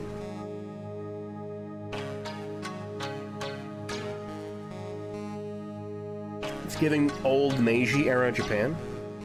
Sup? Ah, it is. Hey, man.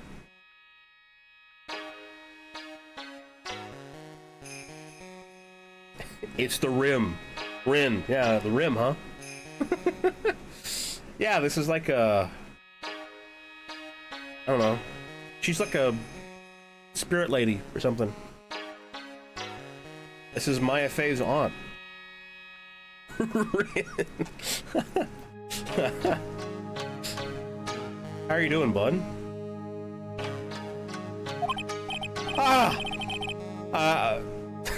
Why'd you scream, Phoenix? Big hair! Also, what the fuck is she drinking?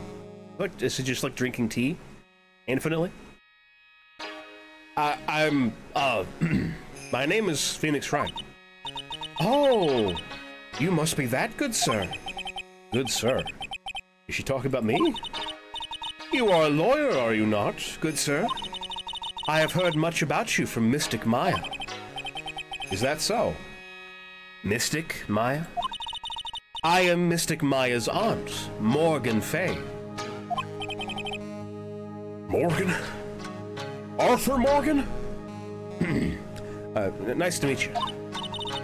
I had wanted to speak with you about a certain incident, good sir. It would seem that perhaps you ask too much of Mystic Maya in performing your duties. Like Morgan Le Fay?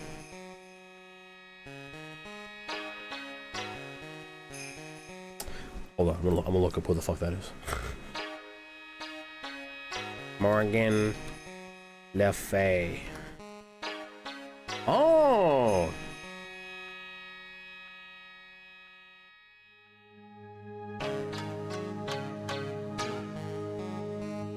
Okay, it's like a King Arthur, like an Arthurian character, apparently. They're also apparently a Smite character, so we got that too. Which one do you guys think she is? Is she from Smite, or do you think she's from Arthurian legend? You know, I heard Aang, the Avatar, is also in Smite, so maybe he's in here too.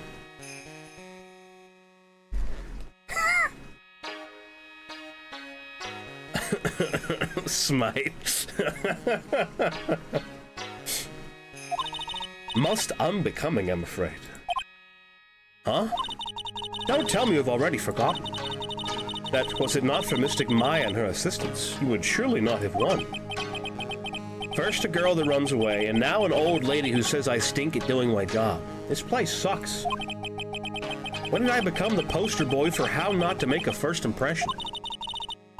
The past is the past, though. Let us speak of the present now. Gotta be in Smite. She's a healer, no doubt. Nah, dude, she's a witch. Faux show. Thank you. So why do you add Mystic to Maya's name? Isn't that a little strange? You see me personally, Phoenix. Good sir! Yes, dude, what the f- is she the Undertaker now? Dude, what the fuck is up with this lady? How dare you be so rude and disrespectful towards Mystic Maya? I'm sorry? She must be addressed by her proper title, good sir. You must call her Mystic Maya. So about Mystic Maya, it is the blood. Excuse me? Blood? Mystic Maya carries the blood of the Master. In actuality, she is the only one remaining. Only one remaining? What's that supposed to mean?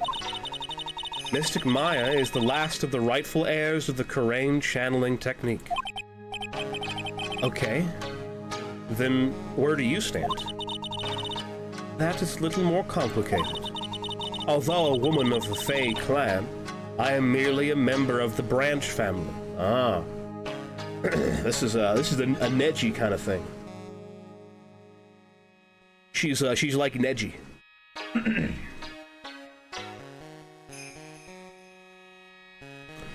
You know, from the Naruto show, you know that one?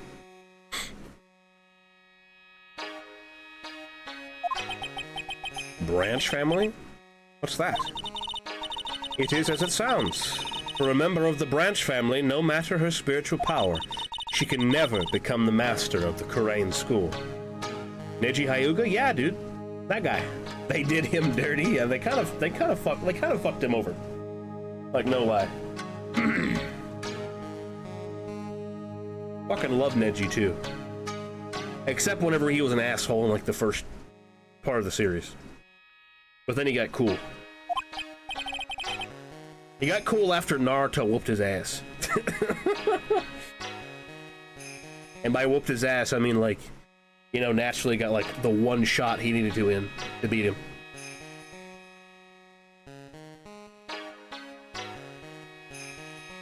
So, how strong are you? It is a shame. However, I will admit, I cannot even begin to compare the lowliness of my power to the Masters. They all got cool after getting their ass. They all got cool after getting their asses whooped by Naruto. Yeah. For real, though. Neji got cool after he got his ass whooped by Naruto. Fucking Gaara got cool after he got his ass whooped by Naruto. Pain got cool after he got his ass whooped by Naruto. Who else? Fucking... Obito got cool after he got his ass whipped by Naruto. Sasuke got edgier after he got his ass whipped by Naruto. Somehow. Who else?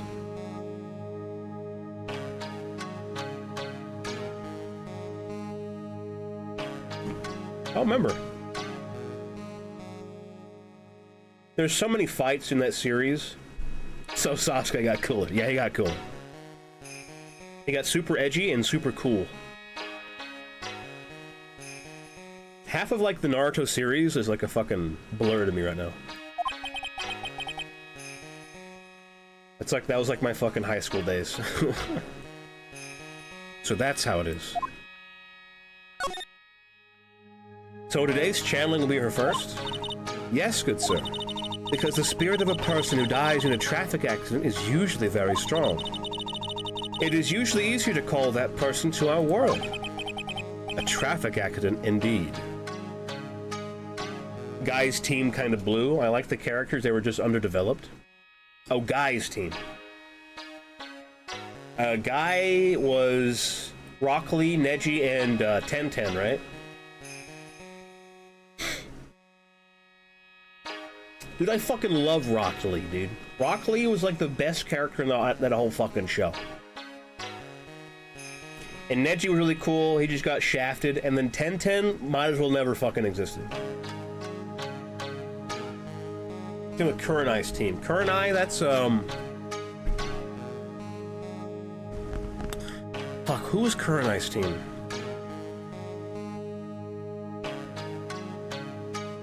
And they did Rock dirty? Well, they did him dirty for a while, then he got, like, even cooler, you know? After he overcame his, like, fucking thing. Kiba, Shino, Hinata. Yeah. Yeah, Kiba was kind of like, meh. Shino was kind of also meh. But Hinata was great. Loved Hinata.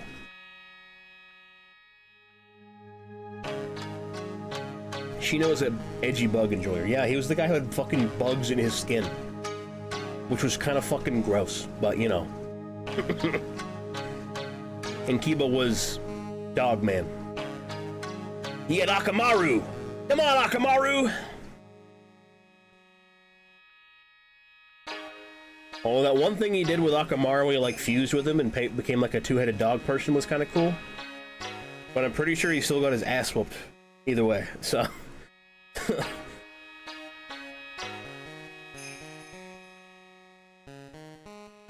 There's also fucking Shikamaru, Ino, and Choji. Ino was kind of... Ino was also like underdeveloped. Choji was also underdeveloped. He was just like the fat dude. Ino was just like the blonde like lady who like barely had an ability. And then Shikamaru was like the only cool guy because he was really smart.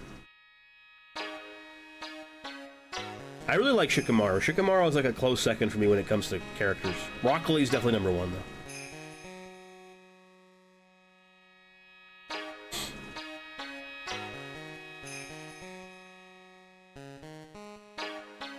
Like that moment, that one fight where he's fighting what's that guy's fucking Hidan, the guy that never dies, the immortal guy from Akatsuki. Or he's like, or like Shikamaru takes fucking Hidan and just like shadow clone jutsus, or like shadow fucking whatever jutsus him, and he starts running off in the fucking distance with him into like the forest that is owned by his clan. That was really cool.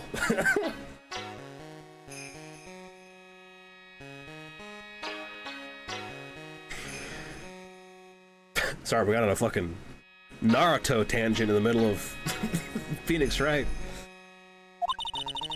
The channeling will take place here, in this channeling chamber, good sir.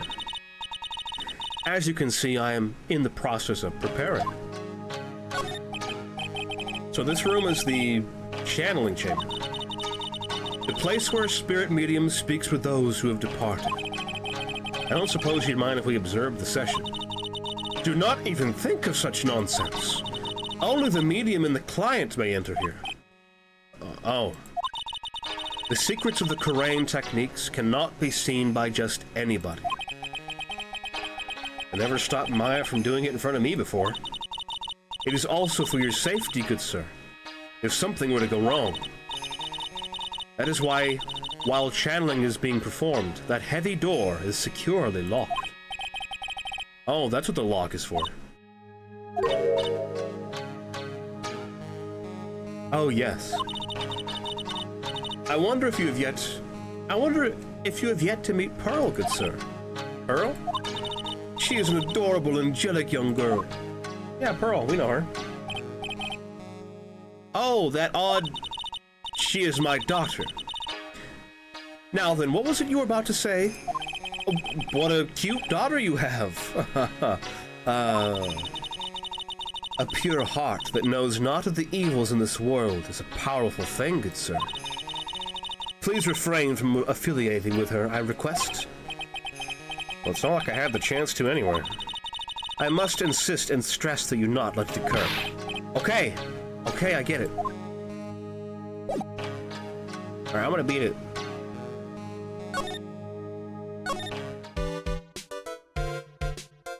When the Naruto manga was new, I was absolutely floored by how brutal it was.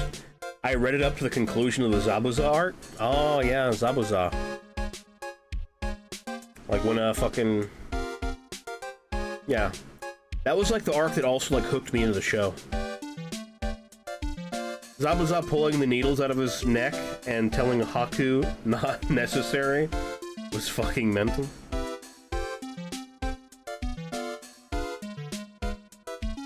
I don't remember that scene at all.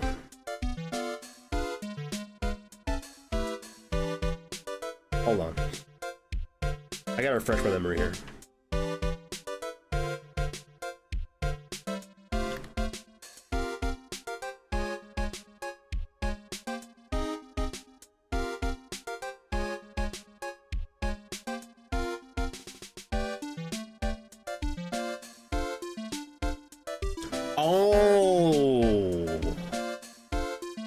That's Haku. Yeah, yeah, dude, I remember now.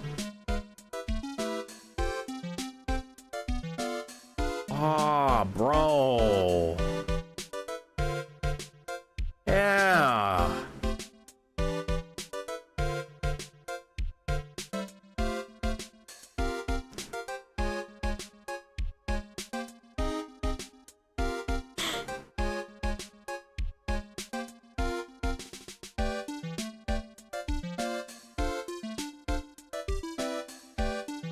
I was 14 at that time and easy to impress. It's a cliffhanger scene. Naruto really blew Dragon Ball out of my mind. Yeah, Naruto really like fucked over Dragon Ball. Dragon Ball was like doing the same shit and it was like kind of getting old. But then, you know, Naruto came out and just blew everyone away with like all the cool, like, interesting power level stuff they were adding. And the fights and stuff. They really made, like, the characters seem more interesting than, like, the fucking average Dragon Ball character, you know?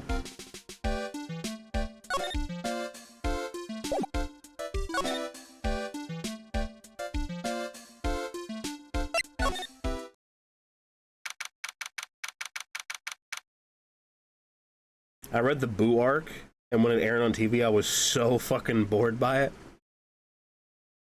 Yeah. I remember when that shit was airing, too. I was really young, and my brother was watching it. He was really into it. But I don't remember a whole lot about it.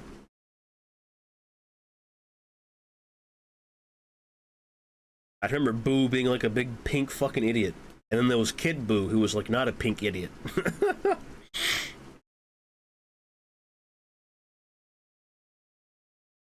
June 19th, Fame Manor winding way.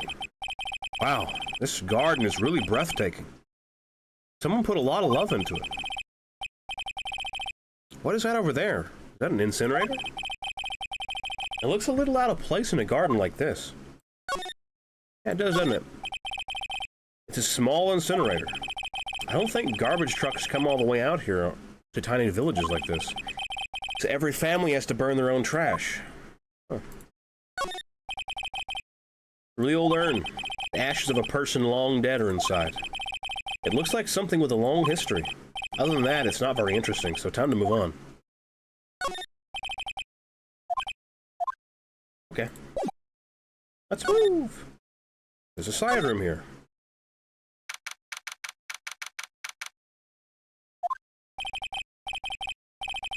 Also, the Freezer arc was way too long. Here come the foot soldiers, here come the special commando, here's the elite commando, here comes the elite special commando, here are Freezer's bodyguard. Yeah, I completely missed the Freezer arc. Freezer was just like, does not exist to me. Freezer's just Frieza, but not as cool or interesting. There's bedding spread out on the floor. It looks like someone's sleeping in one. I shouldn't disturb them.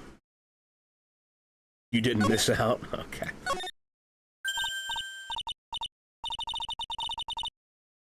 Hey, you! Oh, is this who I think it is? This guy's got a few questions to ask. Huh? I'm sure I've heard that southern accent somewhere before. Oh, it is. It's like 200 episodes? Oh my fucking god. Oh, wow, me! It's Mr. Phoenix Wright. How you been? Haven't seen you in what, a year? You are,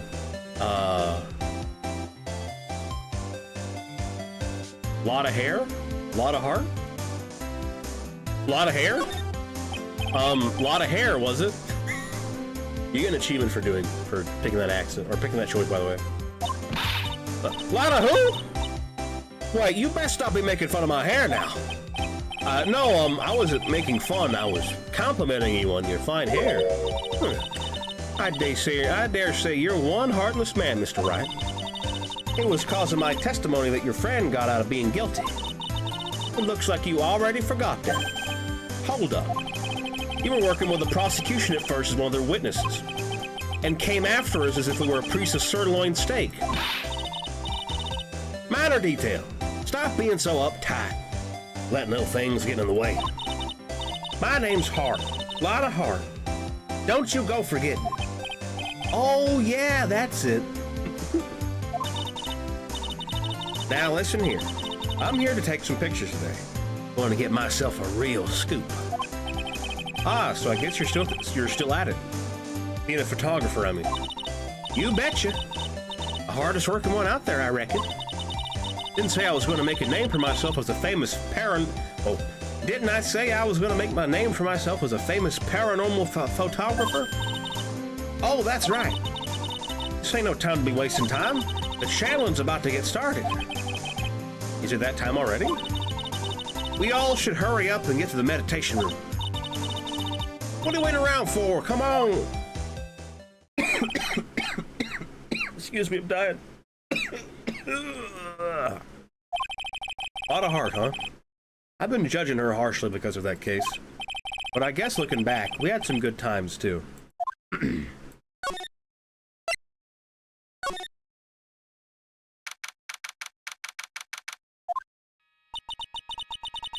We will now begin the channeling. Mystic Maya and honored guests, please proceed into the channeling chamber. With this, I can finally swallow those pesky flies, once and for all. You hear me? They won't be able to say a single bad thing about me after this. You would love to hear them apologize, wouldn't you? Wouldn't you, Mr. Wright? Me? Oh, sure. Yeah, sure I would. Mystic Maya, do you have the channeling chamber key? Yep, right here. That is most satisfactory. That key is one of a kind, so please take care of it well. It'll be fine, Aunt Morgan. I won't lose it, trust me. Okay, Dr. Gray, let's get started. Finally, let's go.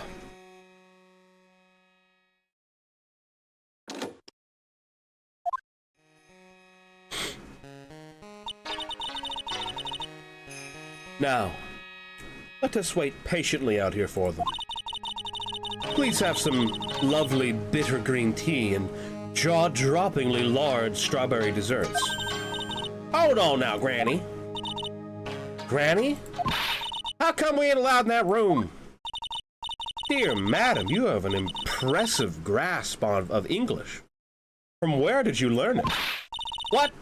I'm from the heart of the heartland. Is that so? Then I humbly request that you return to this heart of the heartland. What are you... This is Kurain Village. If you cannot follow our traditions and rules, we request that you leave. Ow! Sorry. Wow, she shut Lotta up. Now that's impressive. Now then, let us wait.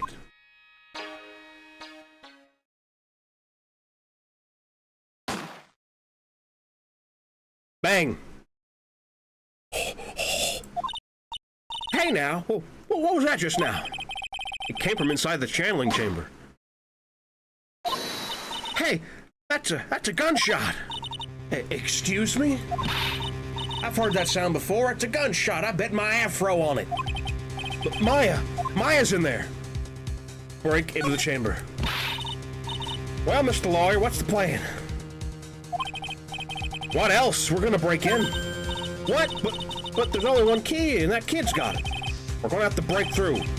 We're gonna have to break the door. Is that all right, Miss Faye? Well, yes, but there is one matter. That is, don't try to stop me.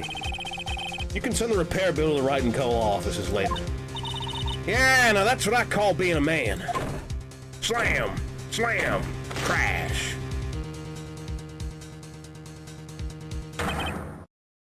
Dr. Gray!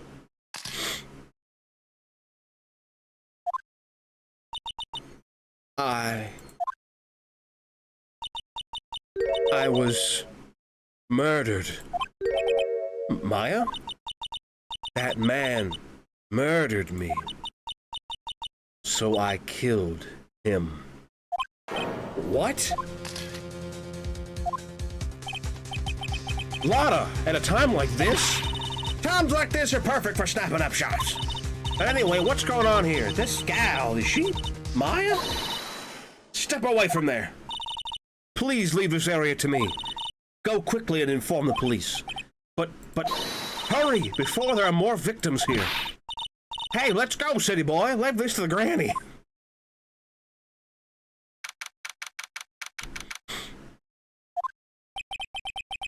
My cell phone doesn't get reception way out here. I ended up using the phone booth to call the police.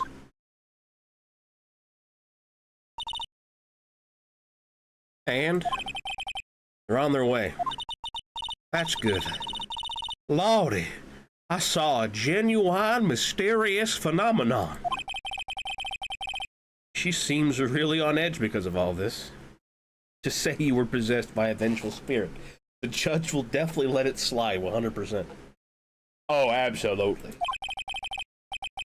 Not that I blame her. I'm scared to death by what's going on. What you witnessed? Hey, mister. That gal, Maya, she wasn't the one that pulled the trigger, was she? Oh, yeah. Lotta doesn't know that when Maya is channeling, her whole physical appearance changes. Then again, weren't there only the two of them in there? I reckon she must have done it then. Lotta, what do you know about Dr. Gray? Not much, but I did some digging. That's one gent with a bad reputation. Really? I hear he's good at surgery and stuff, but his personality stinks like wet sheep. I sort of got the same impression myself. He's real controlling. As soon as his nurse or patients don't do what he says, he starts a holler. That's been real rough to work for him.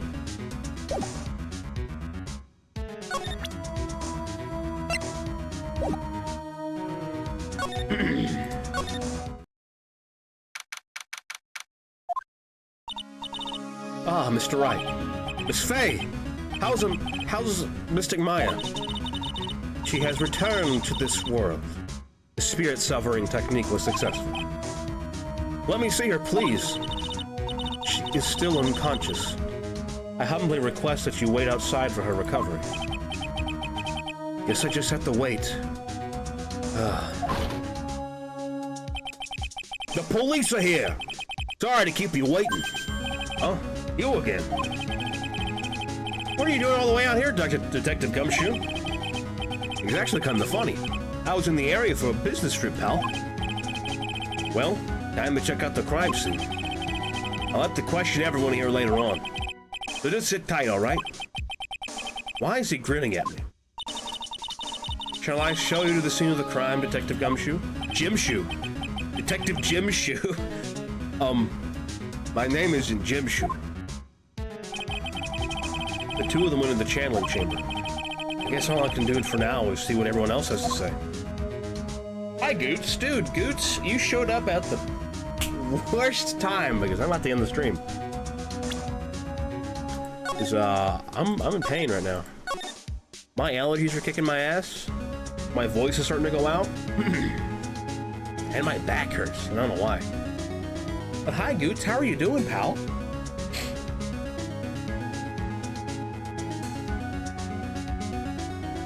Goots, you missed the tutorial case, and you missed Maya potentially killing another man.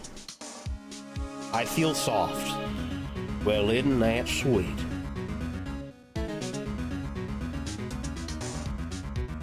Are you all bundled up and all snuggly and warm and whatnot?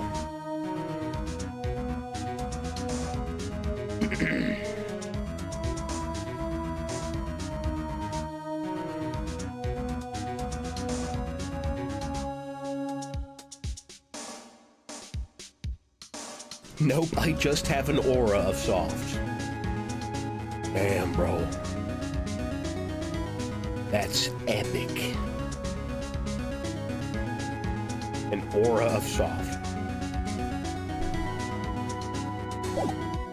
Yeah, that's gonna be it's gonna be all of Phoenix Wright I can handle today.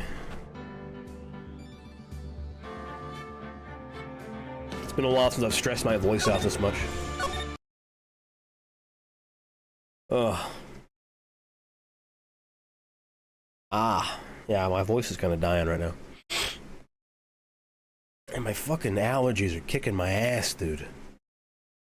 Holy moly.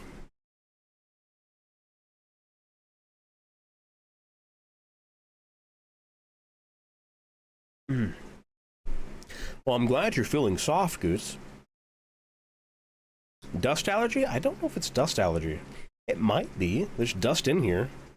I've not dusted my room in a while. I'm not allergic to anything. Oh, well, good for you, Goose. You eat all the good food. You get all the good snacks, drinks, and you're not allergic to anything. I wish we all were so blessed.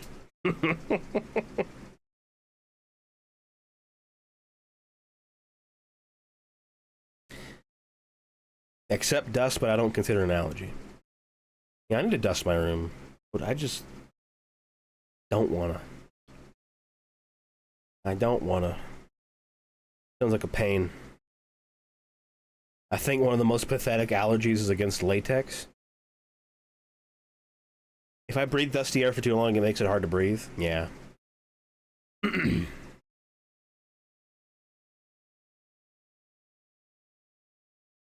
For me, as deathly as those allergies are, like fucking nut allergies and like fish allergies, kind of weird me out. Oh, you know what's the worst fucking allergy though? There's been a lot of it, like what's it called, press around it, going around lately on the internet. But there's like the alpha-gal allergy. Milk. Milk and eggs. Oh, it's like the alpha-gal allergy you can get from ticks. It's like the Lone Star tick or something. If a piece of its flesh get inside your skin, then it can cause your immune system to like get ridiculously like overwhelmed and builds up antibodies against meat, like any red meat.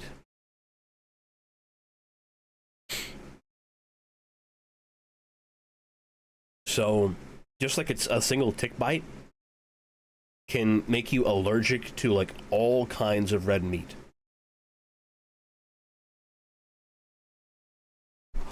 Which has got to be fucking awful.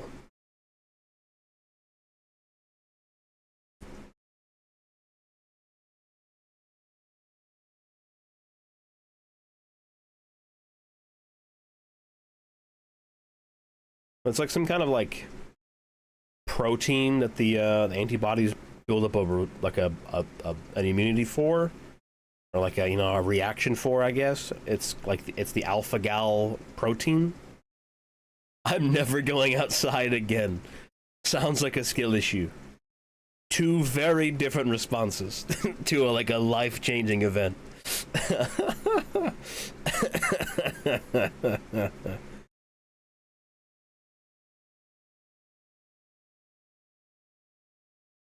Yeah, I definitely feel sorry for anyone who has like one of those like life-threatening allergies of like a food allergy or something, or some kind of like, you know, just like any allergy like that where you're like, if you accidentally eat something that has like a little bit of it in it, then you like are fucking, you are going to die, and you have to fucking inject yourself with an EpiPen, otherwise you will die.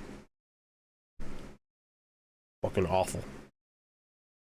Anaphylactic shock is so fucked up. Yesterday I went to a carnival, and it was one of the best experiences in my life. Dude, carnivals are awesome. I remember like one of the things I always look forward to every year when I was in school was going to the local state fair, or like the local county fair. And they had like a carnival with all kinds of rides and stuff. And it was awesome. I love going there with my friends.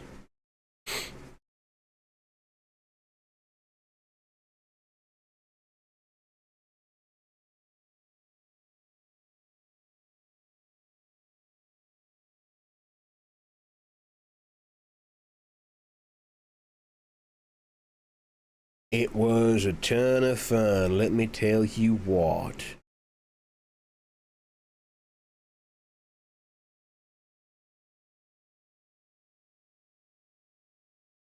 Nowadays, I'm not so excited about going to the fair because I'm an adult and I'm lame.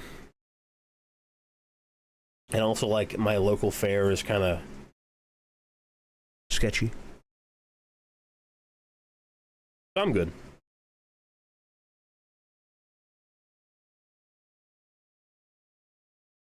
Also, the fucking people who ran the carnival at my local fair always, like, gave me odd vibes.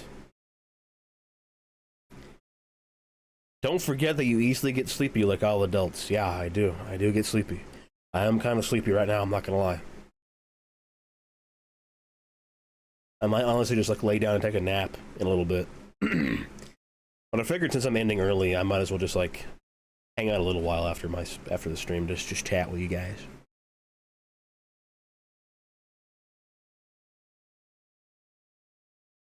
I've been playing a little bit of Minecraft, the modded Minecraft on off stream.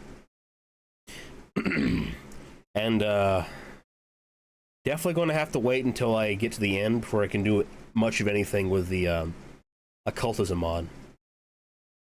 The worst experience of my life was getting a second-degree radiation burn from the sun. That was not fun. Yeah, I had a similar experience, Goots. I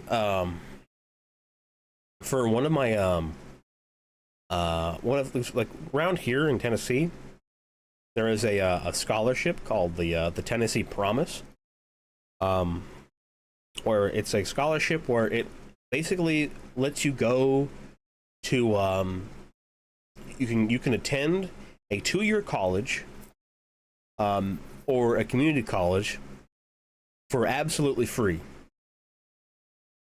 And the only requirements is you must do 8 hours of community service every semester.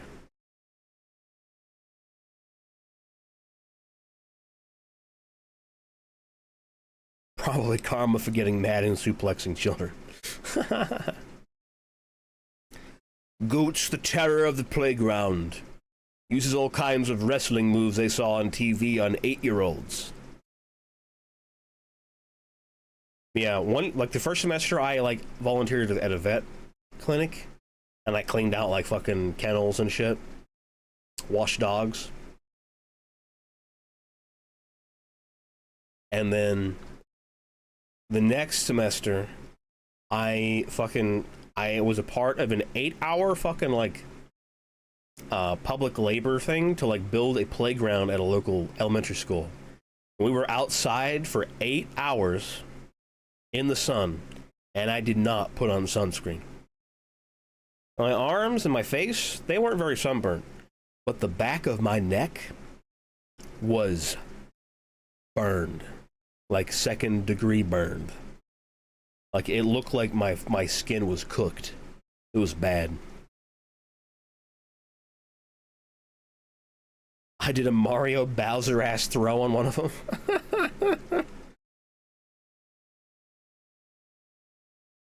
So long, Okay, Bowser.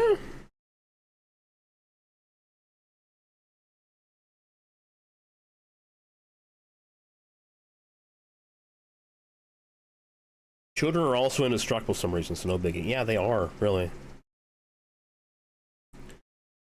And then you look at me, I'm 25. If I go outside and I fall and I scrape my knee will be scraped for like fucking like 2 weeks.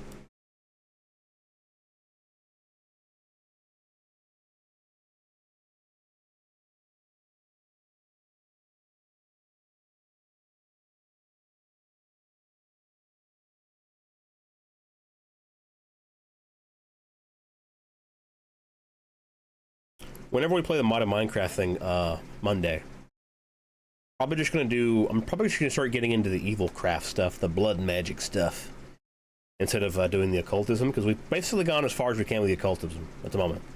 But we'll do some cool blood magic stuff until we get to the end.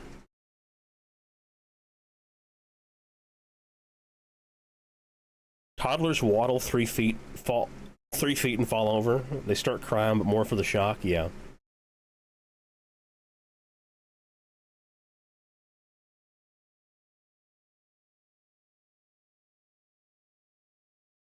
If I fell over, I'd easily snap my own bones and end up in a hospital. Yeah. If I fall over, I snap my bones, end up in the hospital, and become destitute because of the hospital bill.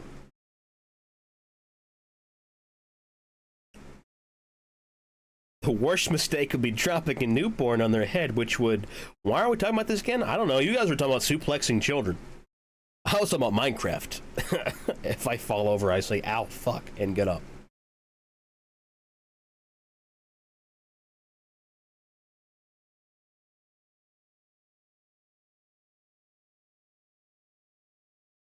I remember, like, the worst fucking thing that would ever happen to me whenever I was, like, young and I, like, hurt myself.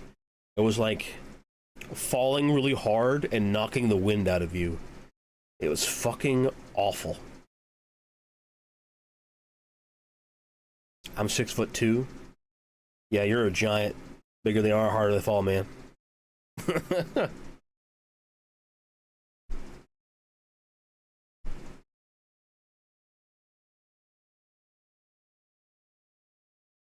I've never been winded, but one time I almost drowned. I don't think I've ever drowned before, or came close to drowning. I'm pretty alright at swimming, and also I don't swim like out in the very deep water because I'm scared of deep water, so I don't do that shit.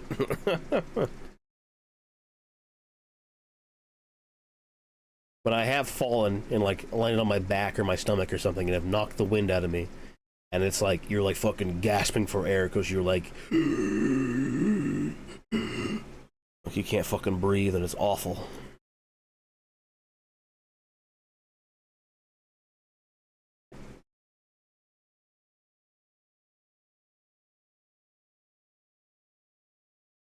I think the worst like incident that ever happened to me was I was over at my neighbor's. I was really young, and they had a horse. It was a horse named Clover, and it was locked in this little paddock that had it was like a big clover field. And we were out there riding the horse, as you do, because yeah, the fucking whatever. Their dad was like doing whatever the fuck he was doing, and some of the kids were looking for like 4-leaf clovers, and I was on the horse, and the neighbor's sister, she had started running, and the horse started following her, and as the horse was chasing after her, she started running faster, and so the horse started running faster. And I was on the back of this horse, like a little fat, chubby little boy. Like, whoa, whoa, whoa, stop, stop, stop, stop. And then the girl took a hard, sharp left turn. And the horse took a hard, sharp left turn. And I kept going forward with my inertia. The saddle slipped off to the right, and I completely fell and fucking ate shit. landed in the fucking clover patch. It was awful. I had barely gotten up. I was like fucking crippled. It felt like my spine had been compacted, like I had a compact fracture. I could barely move. I had the wind knocked out of me, and I was limping back to the fucking like fence to get the fuck out of there, away from that horse, and go home because I was hurt. But the most fucked up thing was after that shit happened, and on the short little walk back to like the edge of the fence, I picked up like 5 or 6 4-leaf clovers. Like the world was like issuing me a fucking IOU. Like, sorry man, we fucked you over. Here you go. Here's some 4-leaf clovers. Here's some luck. Bastard. Went to get back up for air and I hit my head, so I inhaled out of instinct and immediately figured out I was gonna die. So I swam out and almost passed out. Oh my god, dude.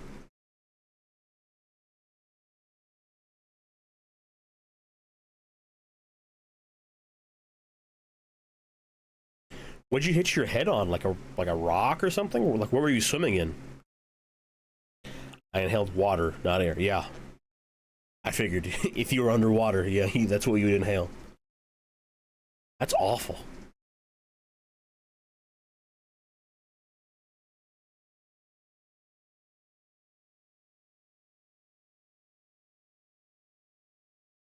On a plastic dome pull toy that people were standing on.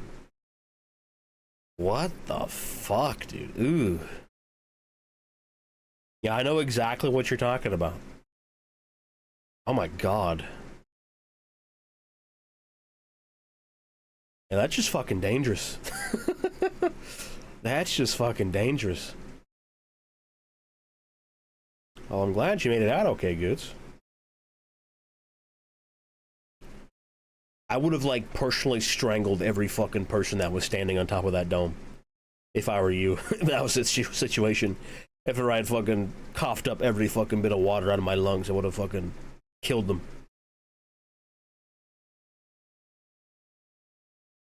That toy's probably illegal in some places. It wasn't illegal in America because we owned one of those things.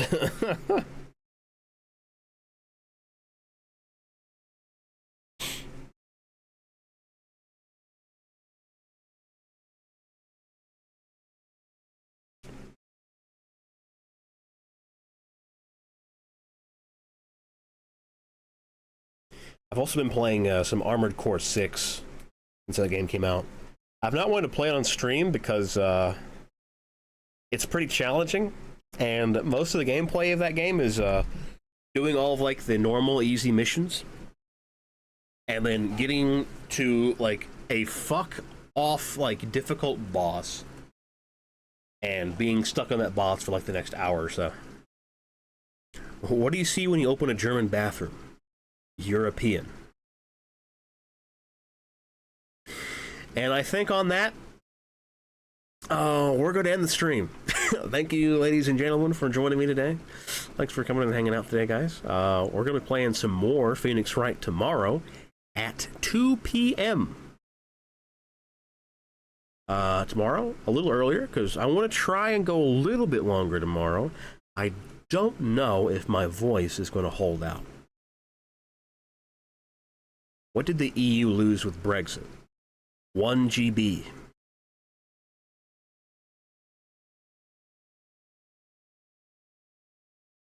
Alright, that's it. I'm getting out of here. You fucking clowns. You guys have a wonderful rest of your day. I'll see you tomorrow. Bye-bye. Bye, guys. So long. Have a good night. Bye-bye.